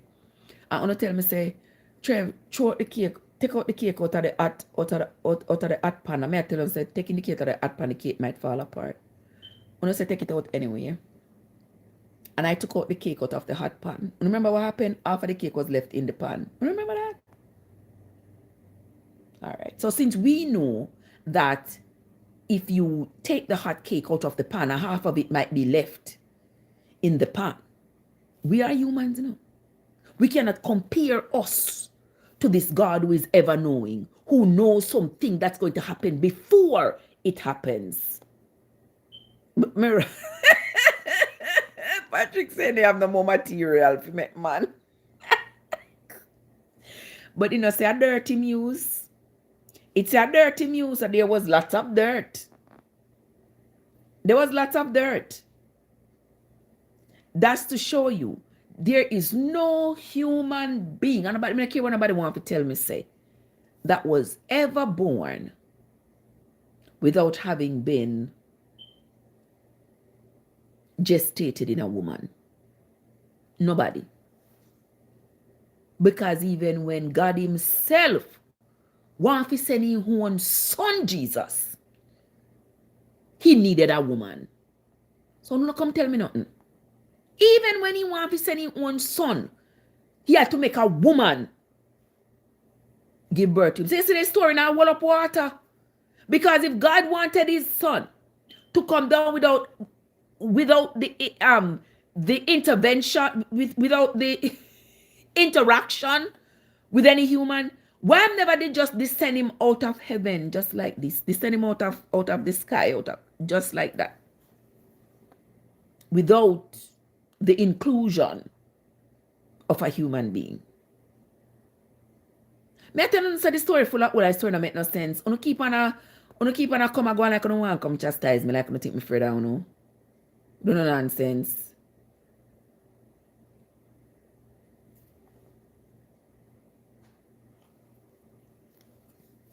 Where's the Grimball?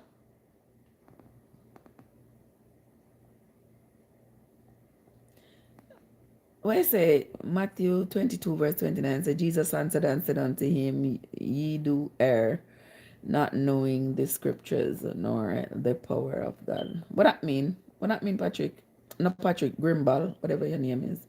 So where you think God come from? How do you get one? Say every culture create their own God though. Every culture create their own God. And from that creation, And from that creation, because you notice how many gods are around. Different cultures have their own concept of what they think a god is. Everybody. And that is why there are so many different religions. And then you break it down and you come into Christianity, and there are so many denominations. There are so many denominations. Grimbal, you know what to say.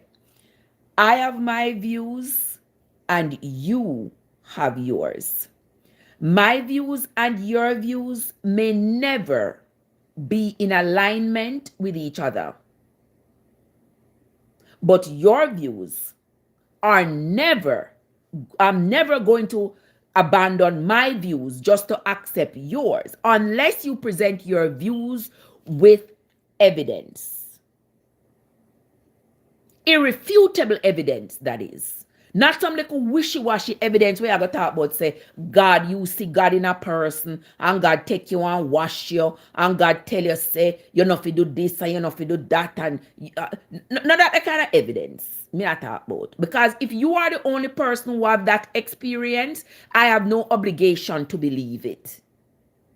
Your evidence has to be widespread. You have to have witnesses for me to take your evidence as everything. Listen, when it comes on to the scriptures, I've read the Bible from the beginning to the end. And unless you come to me with context where we can discuss what it is that was being discussed, who was talking, what they were talking about, and what was the context of what they were talking about, why an utterance was made, you ain't saying nothing. You are saying nothing. You are saying absolutely nothing. Because what you believe is not facts. You can always accept a set of beliefs and say, oh yeah, I believe that, unless it is irrefutably proven to be true, and it can be tested and retested and proven, then you are sitting on absolutely nothing. And you can convince other people, but you cannot convince me. Okay? And if what I am saying, only we have the one true God, you see, that's the egocentrism I talk about. Yeah, where people say, oh my God, every single person who has subscribed to a God says, my God is the true and living God. My God. Everybody says their God is true. If you talk to people of other religions, they will tell you whatever they believe is true. And they will condemn you for what you believe and say what you believe is not true. But nobody knows, because everybody is trying to find their way around religion. Everybody is working their way around trying to appreciate or to praise some entity that is responsible for us being here. And my thing is, you all are spending so much time trying to figure out something that is incomprehensible by the human standards. But your neighbor, your brother, the person that's right next to you, that you can see, that you can relate to, that person you ignore. But you are constantly seeking out the unknown, the invisible, the incomprehensible. But your neighbor right beside you, I was looking on online earlier. There is a Jamaican singer. Exactly, Patrick. Imagine, earlier I was looking on a thing, and there's this Jamaican singer, and wife, girlfriend, I don't know. But there's a Jamaican artist who is currently in a bad situation because they have a child that was born prematurely, and the child requires extensive medical care. The child is currently, I think, in Colombia. The child was born prematurely, and they are asking for help from the public to medically transport the child to America, where the child can get adequate care. And listen, people are out there, people who are jumping up and down every day and claim to be wearing the armor of God and all of this. People are out there. Tell the people them to make the pitney dead. It grieved my spirit. It made my spirit so heavy. I'm like, really, people? People are out there telling the people them, say, Richie, what's up? How you doing, love? Out there telling the people them, go sell on a house, go sell on a car, go sell on a jewelry, go sell this, go sell that. And me tell you, say, when we see the comments, I made it a part of my duty to go and check out those people's, check out them page. Them are people that call upon Jesus, them are people that jump up and down. These people are, and I'm like, really? Really? These are the people who are called upon God every day. You are called upon God every day, the unknown, where you not see. Or you love him. You want him in your presence every day. You never see him. You don't know. You're just going by the indoctrination that you got. And somebody who you can see, somebody who you can talk to, somebody who, in the event you need a cup of water, you could say, literally, give me a cup of water, please. Hey, Richie, what's up? How you doing? And that person you ignore and you want to treat like crap. But then you want to call on this invisible being to say, I want to see you. I love you. I want to be with you. You know, say I'm crazy. You know, say I'm crazy. Imagine if we are all wrong. Exactly.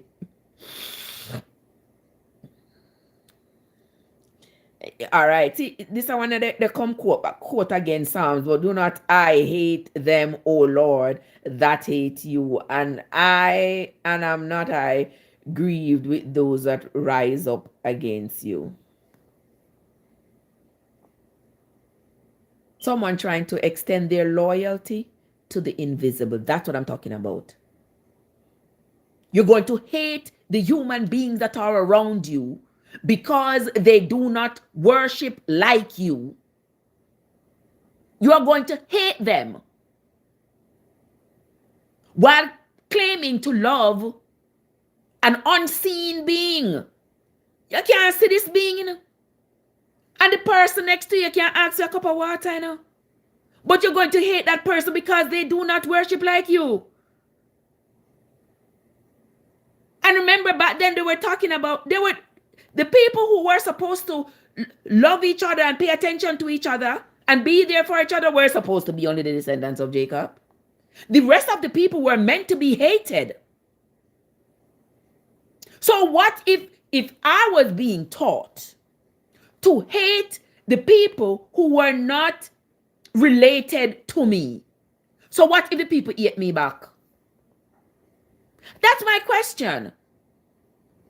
Why would I take issue with the people for hating me back when I was taught that I should only pay attention to the people who are the descendants of Jacob like me? The rest of them are chop liver. I'm not supposed to interact with them. I'm not supposed to have anything to do with them. So I am being taught to hate them, but when them hate me is a problem. Like, oh, you're crazy. I was taught to hate them, you know. And I hate them. Just like you say, you're supposed to say the Psalm, say, you hate them with all your being because they do not love your Lord. You hate them with all your being. But when them eat you back, it is a problem. Somebody asked if praying really helps. You know that has been a question of mine for a very long time. Since me I look up me answer the question. Like, like, what does praying do? I mean, my mother there, the listener, she soon call me again and give me the full length of the law. But anyway, she used to me by now. What does praying do? If God already knows what's going to happen, if God already knows what is going to happen, He has made it so it happens in one particular fashion. Hear me come with my mortal self. Hear Richie? Hear me come with my mortal self. And me, I am going to be able to tell God to change His mind. That means that I have more power than God? Does that mean I have more power than God? Because here I'm going to ask Him to change His mind about what is supposed to happen. And people say, oh, if it wasn't for God, yeah, I pray to Him. Oh, I pray, and God intervened. And at the same time, they say, God knew what was going to happen. That means your prayer didn't do anything then. For I know you before you were forming your mother, and I know the plans I have for you. I plan not to harm you. That was Jeremiah talking that nonsense. When Jeremiah wanted the people them to believe him. When Jeremiah wanted the people to believe him and to believe that God was really with him and God was really, really on his side, he didn't come up with that phrase talking about God say, I knew you from you. But to give you a hope and a future, what is the plan? Me not see it. Exactly. Me not see it. Because if God have a plan for you, if that God have a plan for you already before you were born, and He knows what's going to happen to you before you were born, and now you are born, whatever He has planned for you is supposed to happen, right, Richie? Yeah, what plan He have is supposed to manifest. It's supposed to come to fruition. How are you going to be able to pray to Him and ask Him to change His mind? That would mean that God's mind and God's intentions are pliable. You can just pray and ask Him and He will change His mind. Just pray and ask Him. He will work in your favor. Oh, I got a praying mom. Oh, my mom is going to pray for me, and my mom is going to pray for me, and God will answer my mother's prayers. God always answer my mother's prayers. Do you all see that I'm coming here with logic? And like Dion ask, what's the purpose of this praying? I mean, it's not like I can go to my mom and my mom says, you know what, I was going to give you you're getting $5 a day for your lunch. And I go to my mom and this day and I beg her and I say, Mommy, you know, say, today I'm going to stay over from school, you know, for a few hours. I'm going to be hungry afterwards. The $5 is going to be done from lunchtime. I might need a little snack. You know, can I get $2 extra? Yeah. You can go reason with your mom. And she'll say, all right, you have some logic there. All right, make you $2 extra today. It's not like that. If God never changes, Him shouldn't change His mind at all at any time. The first rule should be the everlasting rule. The first law should be the everlasting law. There should be no need for no Jesus to come and die to change any law. If the first law was true, if God never changes, then whichever was the very first law should continue to be the law today. And the fact that it had to be modified tells me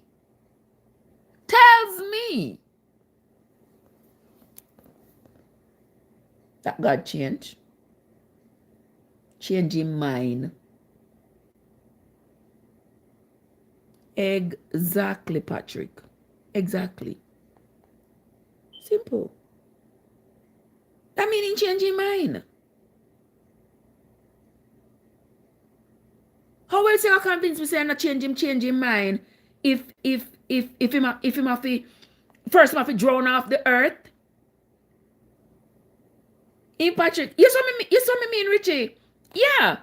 If he had to I can't with you, Patrick. Well, it's right here. All right, that's the church day. All right, that's the church day. Yeah. If God knew everything that was going to happen before it happened, if God created everything the way he wanted it to, there should be no change. There should be no change. In Genesis, it said the people that were so wicked. The people were so wicked, he had to send the flood to come get rid of the wicked people them. Want to follow me now and follow what I'm saying, the logics of it. Remove from your mind all this religious inclination that's making you bias against reality. And let's look at this from a reality, from a logical point of view. God supersedes us, right? He knows more than us. He knows what's going to happen. We don't know what's going to happen. We don't know what tomorrow might bring. We don't know when we're going to die. We don't know if the plans we have is going to succeed or not. We don't know that. But God does. He knows everything before it happens. He knows everything. He knows what's going to happen before it happens. Right? So you tell me, said God never knows the people them that he was making. The people that were now, according to the Bible, descendants of Adam and Eve. We're not going to talk about the people them over Nod, where Cain went to marry. We're not talking about that. We're just going to say the descendants of Adam and Eve. You tell me that God did not know that these people were going to be so wicked that he was going to have to drown the earth. So if God never know that, what to expect from me? He didn't know that he was going to have to do that. And when the time came, he did it. He drowned off everybody. He saved 8 people. Those 8 people, he sent them out to go repopulate the earth. He never kill off everybody, you know. And say, let me go back into the Garden of Eden and go make some new people. And I'm going to put new thoughts in their minds. And, you know, I'm going to make them differently so that they won't sin, so that the earth will be pure. Because my objective is purity. I want a pure earth where the people are good and nice and kind and not cruel and they're not killing each other and all of that. This is the world that I want. So I am going to create that world because that's the world that I want. He didn't do that. He didn't do that. He saved 8 people that were still coming from the wicked tribe that he was just killing off. And those 8 people he sent out to go repopulate the earth. But these 8 people, he said they were good. So where did the sin come from? How did the earth end up being repopulated with sin? Link, what's up? Exactly, Patrick. Yeah, so they say he make these things happen. He make these things happen. So how is it that you are going to make the thing that you don't like happen to the people you claim to love, and then you chastise them for this thing happening to them, and then you claim credit for having been responsible for making it happen to them in the first place. I'm not getting it. Somebody says, what is your position? Regina, what's up? Regina says his objective is love from a free-willed people.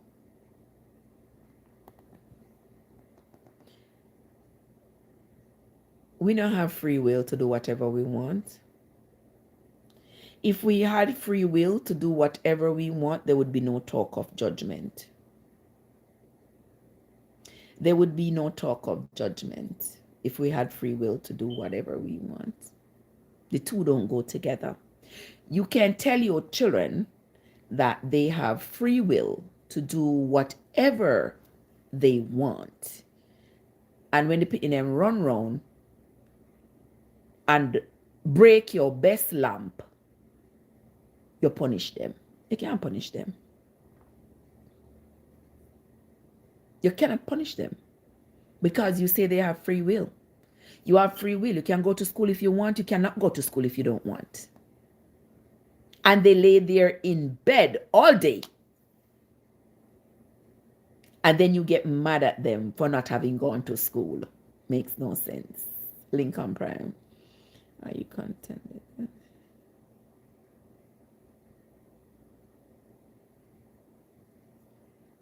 Lincoln Prime, are you contending that there is no God, or are you just trying to understand, or are you just trying to understand God?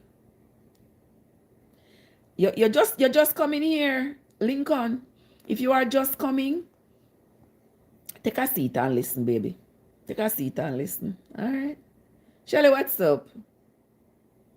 Oh, you just a come. All right, take a seat and listen. I appreciate you. I welcome you. Thank you for coming.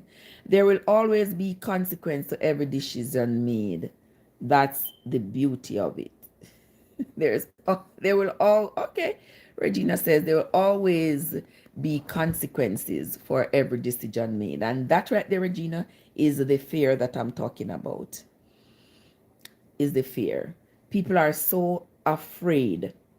People are so afraid that something will happen to them, that even if they don't believe, they think that by them saying they don't believe, they have committed some kind of a sin that will end up cause them to be cast in this lake of fire of some sort. And sometimes even the most wretched person you can find will say, yeah, man, I got it in my heart. I love God, I got it in my heart. God will say, even the most wretched person, because deep down in his heart, he's saying to himself, if he does not acknowledge this God is going to do something to him.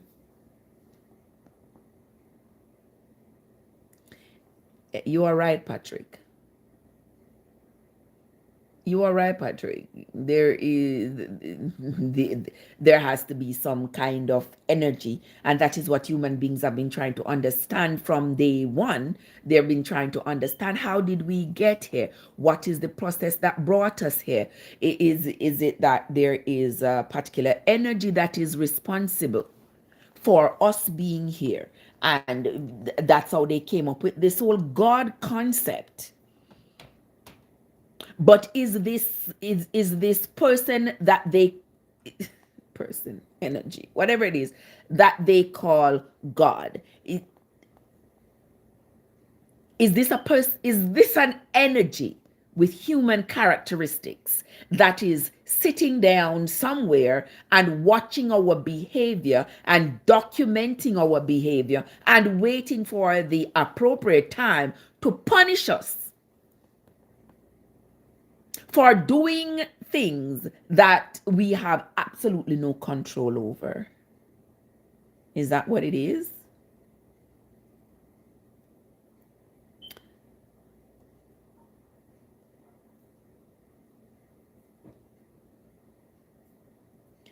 Regina says, that's why God has told us to choose life, and He is life.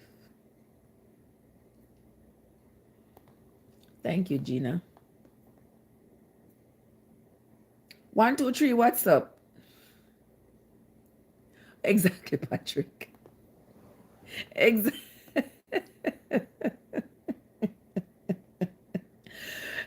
Regina says, I think God prefers us not to believe so He can show Himself to us, as opposed to saying you believe and living any kind of way.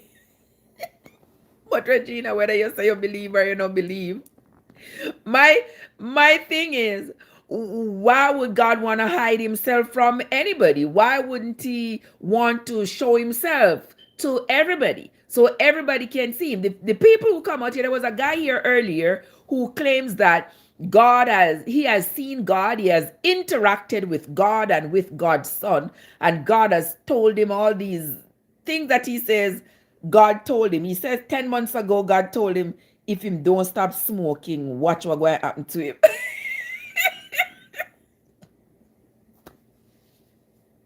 Why gonna be hide himself? Why gonna be hide himself from us? Why need to hide? He shouldn't be hiding himself from us. Right, Richard? And it shouldn't be that we are depending on other human beings like us to say, oh, well, I saw him. He did this to me, did this for me. And that is supposed to be your evidence. No. Anything that is evidentiary, you have to be able to prove it time and time again. You can't be one person say I have proven it, but nobody else has. And that's how this thing work.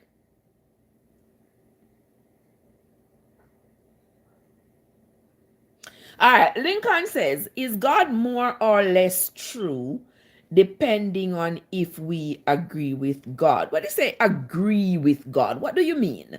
What do you mean when you say if we agree with God? For me to say, oh, I agree with God, I would have had to have had some kind of interaction or some kind of presentation from this God that I hold to be true. If Jesus so good looking, just imagine. What are with Patrick, you know? He doesn't hide himself. We must seek him with a true heart to want to know him. I pray that our eyes are open.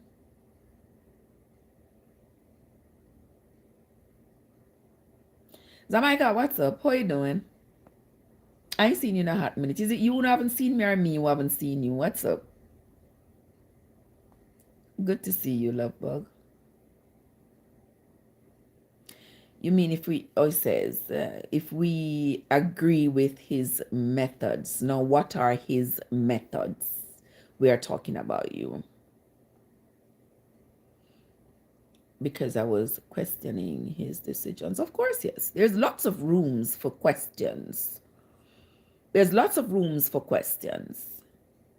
Because if I am to believe that what I was saying earlier, what I was saying, Lincoln, I was saying, if I am to believe that this God of whom you speak knows everything, knows what's going to happen. I was coming off of the question that somebody asked about the worth of praying. And I was saying that if God already knows everything, he knows what's going to happen before it happens, what is the point of me or you praying? Is it that I am able or you are able to ask him to change his mind? That was the question. Because if you are able to ask him to change his mind, then there are serious questions about him, about his all-knowingness, and about him being firm with what he says he will or will not do, or what will or will not happen. Because whatever it is, not supposed to change his mind, right? Because according to the Bible, and y'all say God never changes his mind. He's never changing. Whatever he says, he sticks to it, and that is it. He never changes. But here comes the contradiction. When you say you are praying to him for something, you are praying to him so your son does not die. But if in his plans your son is supposed to die, you can't change his mind.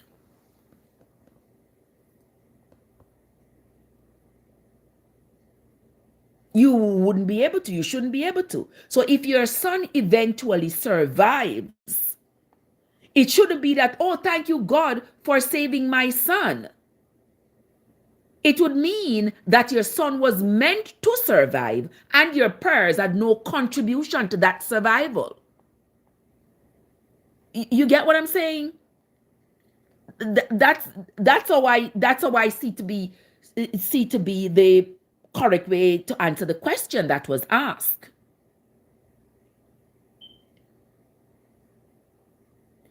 And Lincoln says you were questioning. Of course, yes. Of course, yes. Because I was talking about the floods and stuff, and I said that makes absolutely no sense. No sense. Because God is going to create the people. Even you notice that when Adam and Eve started having children and whatever, there wasn't any scripture. It's not like God came out and said, these are the things I want you to do and not to do.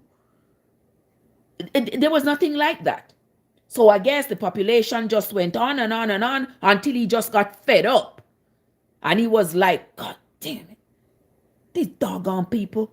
Look at all this mess. They're lying, they're stealing, they're killing each other, they are cruel, they are wicked, they are covetous, they are jealous, they are all of these things. And I don't like that there are these things. So you know what I'm going to do? I'm not going to intervene by changing their hearts. I'm not going to intervene by making the new generation of people being born not have these characteristics. I'm just going to unalive every doggone body. But I'm going to leave 8 people now because I need this earth to have people. So I'm going to leave 8 people. And then he leaves 8 people. And he says, these are 8 righteous people. And these 8 righteous people are able to create some old wicked people like me and you.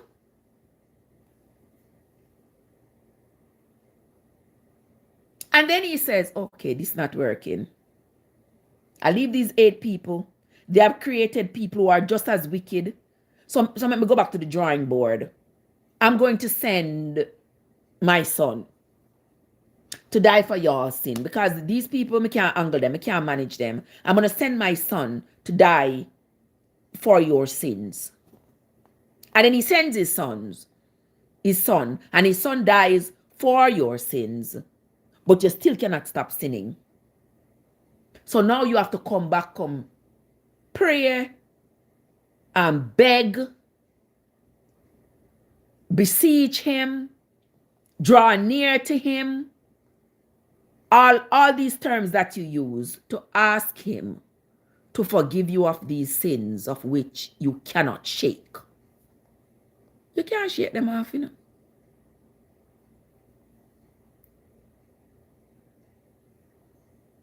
Of course, God has changed his mind. There is evidence that he has.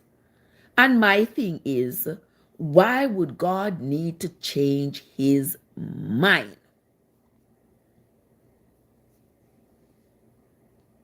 Why would God need to change his mind?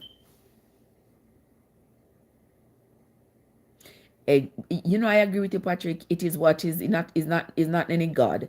It is what is written, what we have been taught. Exactly. Exactly.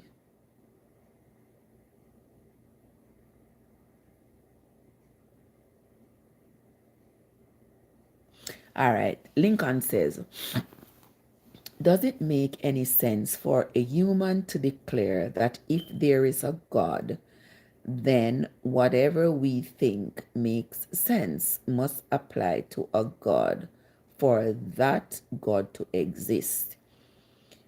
We have created a God. We as humans have created our God. We are the ones who have conceptualized this God. We have. Yeah. Not come from nowhere else but us. We are the ones. Yeah, people don't, oh, them see God and God come out of heaven, come talk to Moses and say, no, go, sir. I don't believe that. I don't believe that. Vulture, what's up? I believe no God come out of heaven, come talk to Moses, tell Moses nothing. Yeah, I said what I said. I don't believe no God come out of heaven, come tell Moses nothing. So where was he all this time? Where was he all this time? Why wait until Moses to come out, come prove himself, come show himself to the people? Not even to the people, but to Moses. Then the Bible go back and say nobody has seen God. And Moses said, him and God did up on the mountain. Him and God did up on Mount Sinai. And the people them were not allowed to come near to the mountain, neither them nor their animals, or they would be struck dead. The people were not allowed to look around the mountain. You know what that mean? Enjoy your day. Watch a bless up a nice clean self, you know. I will see you later, love bug. Be good. Be good. Be nice. Be kind. Continue to be to yourself and others. I appreciate you, man. You have lab today, Saturday? Go on, my friend. Don't give up. Don't give up. Why my sister forward up in the chat? What? Me and I go to church? You know I got the people them church today?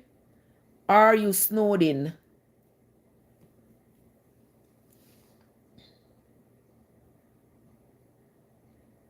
Yes, Lincoln, talk to me.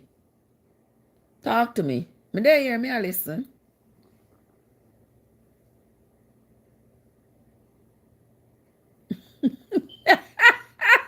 Patrick.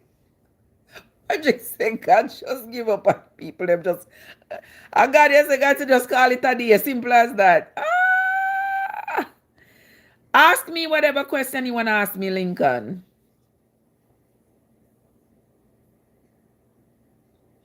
All right. Regina have a point. Regina say, how would you say I call me?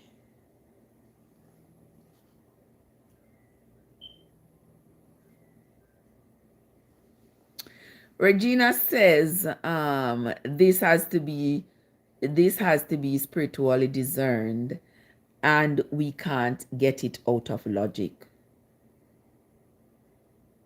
Huh? Sherry's, what's up? She says it has to be spiritually discerned. We can't get the understanding out of logic. So as it was in the beginning, so shall it be in the end. Why God not showing up to us like before? Exactly. The donkey them talk. We're not getting any. Yeah. Them are going to tell you because you know they're far from God. That's what you're going to hear. So you're far from God. That's why I'm not come near to you. The guy what did upon you earlier, him say God come and show sitting over him like one cloud and cover him up. I don't know what kind of weed is. But he said God come. God and his son come and show sitting over him. Cover him up. Lord Jesus, help my soul. Help my soul, Lord of his mercy. He's saying, see God, brother. King Cashapp. How you so pretty? Are you me a wait pan? Boy, you're pretty, man. Just a glow. Me say, I wait there, I wait pan somebody's son, me love. But me not no luck. What's up with you on this morning here? Why I just go mess with something I shouldn't mess with, and I'm just like feeling high as fuck. Oh shit. Lesson learned. I just can't learn. See, I kind of quit. I quit, and then I try to indulge again. But the body reset. So Sure. it's not the best of friends right now. You know what I Oh mean? boy. Crash out, you have to learn to stay away. Stay away. Far away from whatever it is. From whatever it is. So we are going on Saturday morning, yeah? You know, so I was on a live a while ago. I get them some schooling and them thing there, but homeboy live is in Jamaica and it, you know, it keep dropping Oh, I keep on internet. a drop. Yeah. Yeah, true. I mean, So they put one live earlier too, where they were said, kind of discussing the same kind of stuff. yeah. Yeah, we were talking about. Yeah, but at the time for me open my life, so I just come open my life to go and chat to the people them. Right. Eh. How's Um. that going? Yeah. Yeah, then people I'm gonna ask some valid questions we are talk about because you know we don't have all the answers. There's somebody here who says the Bible and God cannot be explained with logic. We have to use spiritual discernment. Me as a human being, if me can't understand something through logic, what am I supposed to make of it if I cannot understand it through logic? What you say about that, Crash Out? Because it is through logic that I gain my understanding of anything that I'm encountering in this life. And if you're going to tell me that I should abandon logic and go with some kind of spiritual discernment, you are basically telling me that I should abandon logic and take on Belief system. a belief system that is not founded in reality. Exactly. Me cannot prove it. There is no way to prove it, but I must just go out on a limb and say, oh yes, I'm going to accept this. I'm going to embrace it because what again? Because why? It not sound logical. And if you are telling me that the people in the Bible were real people, then they would have had real human experiences. And as I am a real human, I would expect that as a human being, I would be able to have real human experiences like those people had. Don't tell me that those people were being led by God. So where God then know for the people who are here now? Where is he? Why wouldn't he be leading the people? Somebody says, oh, him already give us the directions as to what to follow, so he doesn't have to show up anymore. Like, seriously? Because even what Moses said, God told him, even what, Shaka, what's up? Even with what Moses said, God told him, it not making reality. The logic is not there. You are not content with the hypothetical. The hypothetical is that if there is an actual God, the thing is, I'm not going to waste my time worrying about whether or not there is this actual God, because number one, there is no way for me to prove that there is somebody, as you all say, sitting down with some kind of book recording the actions of every human being and is going to judge human beings at some given point. There's no reason to prove that. So I'd be wasting my little existence worrying about something like that. Every single culture that has ever existed, I've tried to understand how we got here, why we are here, and what's going to be the end game. And nobody until now has been able to come up with one. And that is why even in the Bible you see where the goalpost is being moved repeatedly. The goalpost was being moved with Noah. Okay? There and then God said, okay, we're going to just kill off all these people because, hey, I met these people and these people are wicked as hell.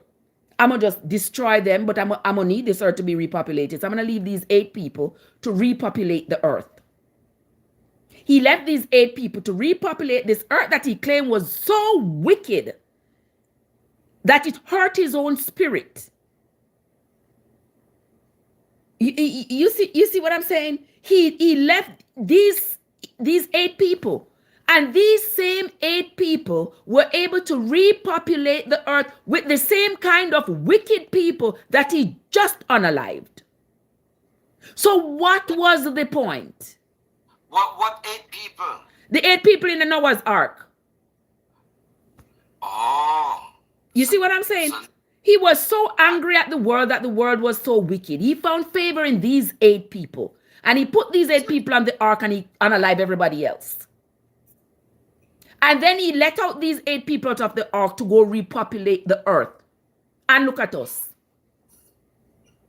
They repopulated the earth with people just as wicked as the ones he had just destroyed. So what was the point? And then, as Joe said, as Patrick said, he sent poor Jesus to come die again for those same sins that these people were creating again. And poor Jesus died, and we look at us again. So the goalposts keep getting moved, but no goal now score. And that's my point. And every single religion, every single society has invented their own concept of a God. Every single society. And now they start pitting against each other. My concept of my God is better than your concept of your God. Me can't prove my God, you can't prove yours. This is just the concept that I have created. That's the concept you have created. Who is to tell who right and who wrong? Why are we getting on each other about that? About which God is right? And that is why that takes me to what is happening right now with even Christianity. 50,000 denominations. 50,000 denominations. One God, one Bible, one Satan, one reward, and one punishment. But 50,000 different denominations where everybody have their own little tweak to the Bible. Everybody have their own little tweak.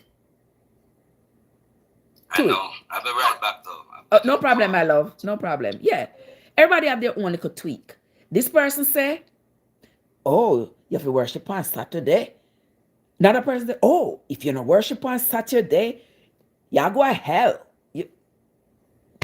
The next person, every single person, all of these denominations have their own idea. And then they say only one set of people is going to see God's face. Only one set of people is going to go to this heaven.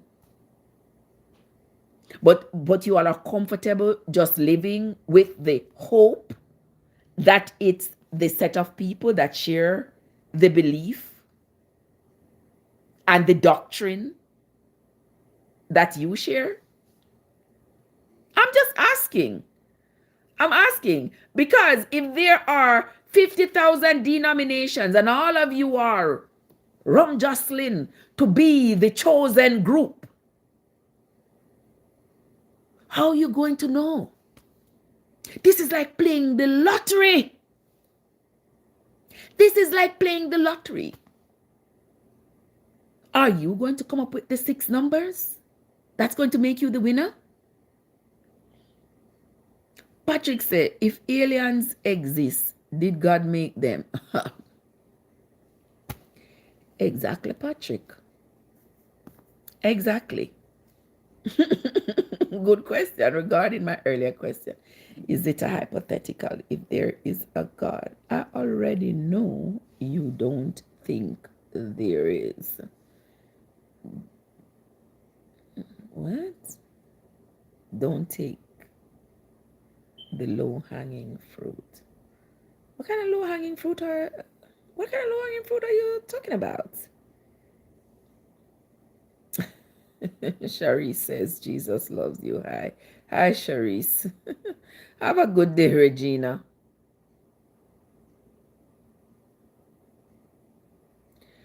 God can make perfect sense. God is the creator.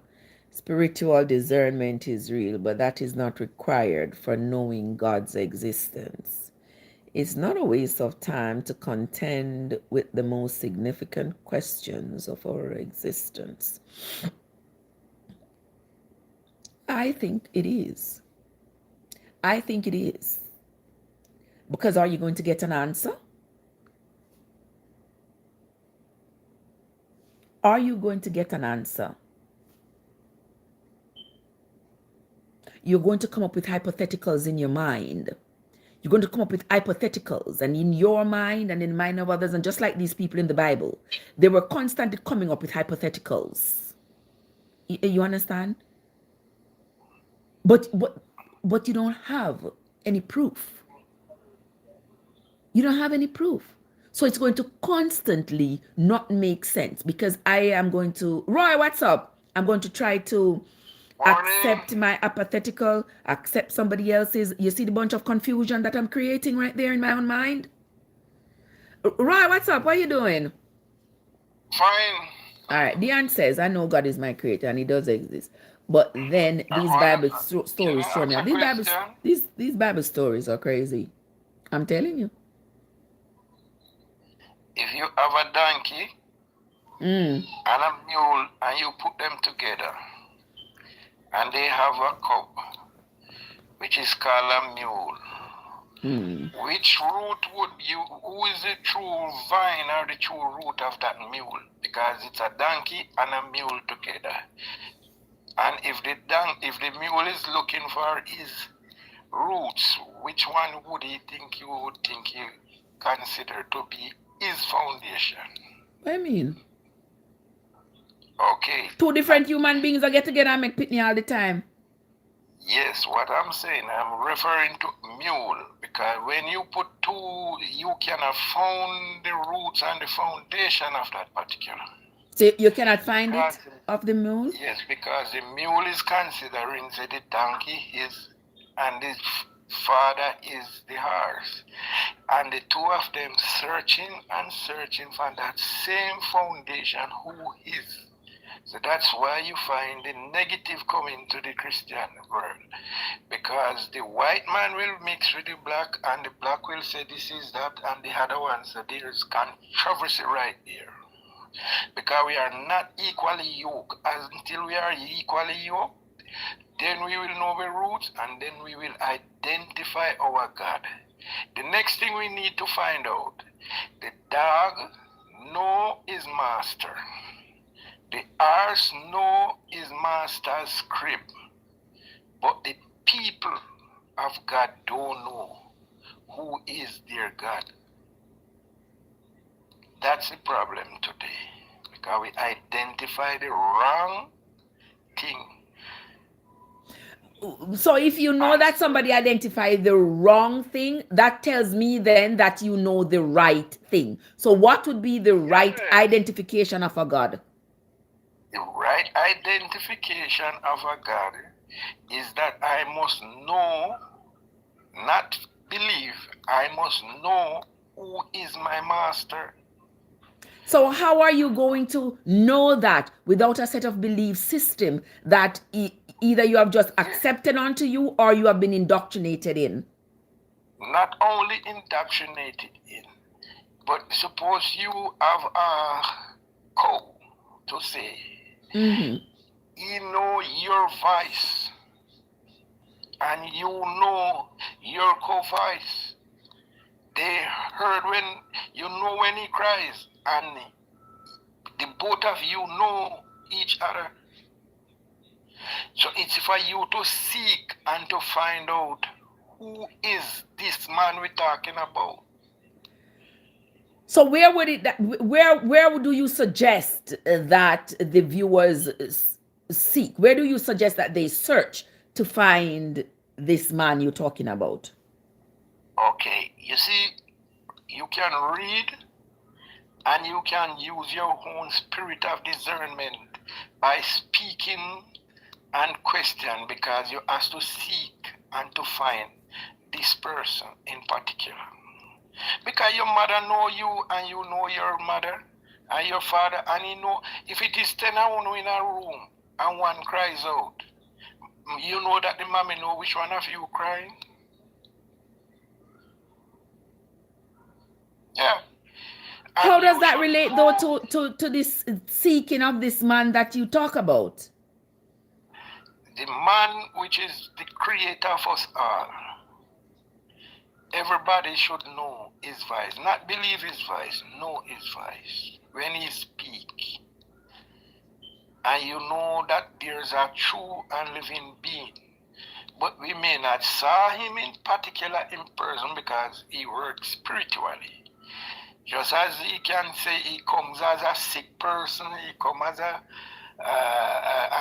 hungry person, he comes in such a manner that it's only how you attend to him. He identified himself and said, blessed. But we all know something about him, you know. We all know something about him. Because he was saying to someone, look, Thomas, look in my hands, look on my side, look on my face, look on his back. He see all these stripes, because of these we are healed. There's no one else identify himself to be such. Yet, still we denying him. Because he said, look upon his face, you see the spit. Look in his side, you see the rib. Look in his hand, you see the nail. You see all these whip upon his back. He said, this is what he came to identify. Because it was long been coming, you know, that we want So somebody you tell me that even today you want to see yes. somebody with a spit on his face and lashes on his back Yes, and nails yes, in his but hand. That's what we're supposed to it be is looking our for. faith. No, it is our faith that see these things because our unbelief from long time. And then he said, because of these things, because of the sign and the things that he has done, showing to us that Diana, have yes, yourself a good day. he I is appreciate you, true. my love. Thank you for having come to spend time with us. All right, Roy, continue. Let me hear what you say. Yes, because of these things of what he has done, the healing of the sick, the raising of the dead, because of these wonderful things. And when he about to leave, they were wondering, where is it, why you leaving us? Because of these great things you have done. He said, no, I won't leave you and not send my comforter to comfort you and to be with you, but in a different manner, in a spiritual way. So when you are with him, he know he will be with you until death. And even after death, he will still be, because your DNA is his DNA, because he breathed that life in that empty shell that he has made and make you to be human. But what you don't understand maybe is to see the material part of him, which is dust, which is the dust. The But the dust is spiritual part, which is life that will never die, is still with us. We speak to him, we do everything by him, and when he's ready, he put back down the dust, the body down, and take up the spirit with him. So that's why he said he want a clean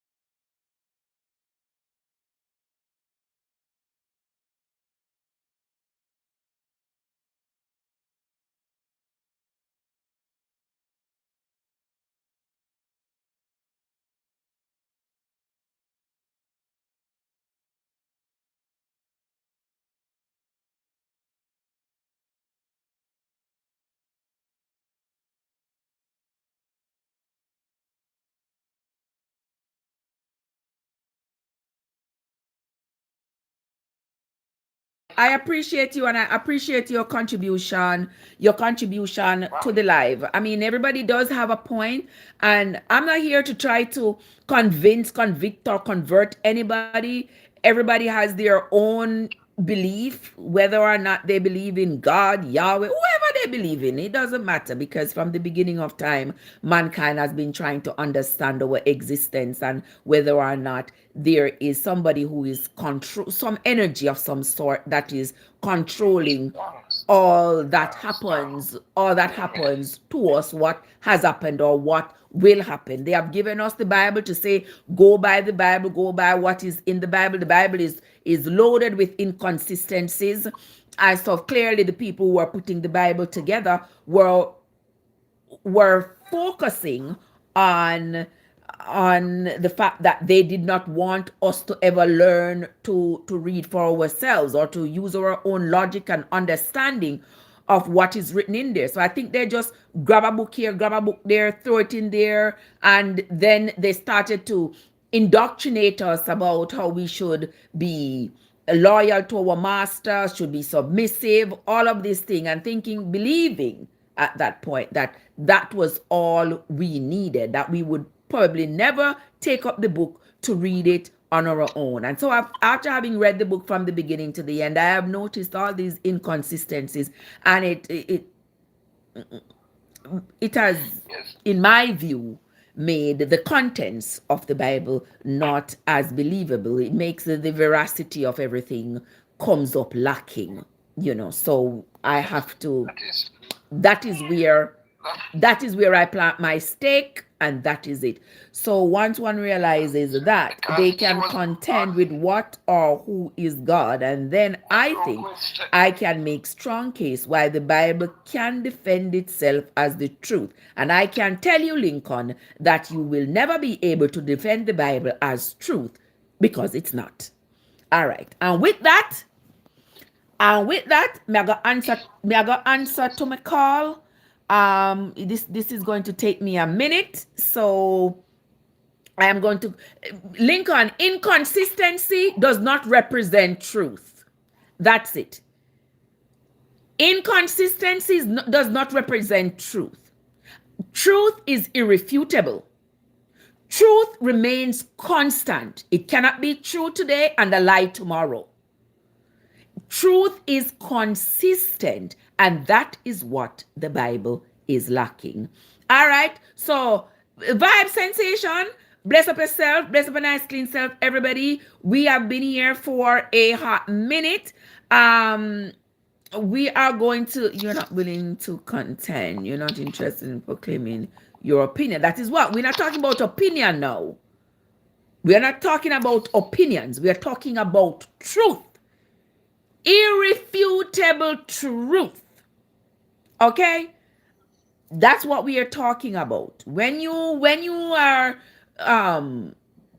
mature enough to read the Bible from the beginning to the end and compare the conversations and the contents in the Bible, and you are willing and open to ask the relevant questions, then you will realize. But if you are going to approach it out of fear, the fear that is either instilled in you or the fear with which you have been indoctrinated, then you are never going to be able to see it, because that fear is very judgment clouding.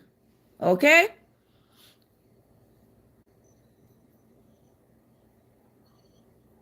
Lincoln, I don't think that is the point. I don't think that is the point. And I would love to hear your point of view some more. But at the moment, I gotta run. I gotta run. I've listened to you. I've read your comments. And I've listened to you, and I believe you have some good points that will lead to great conversation.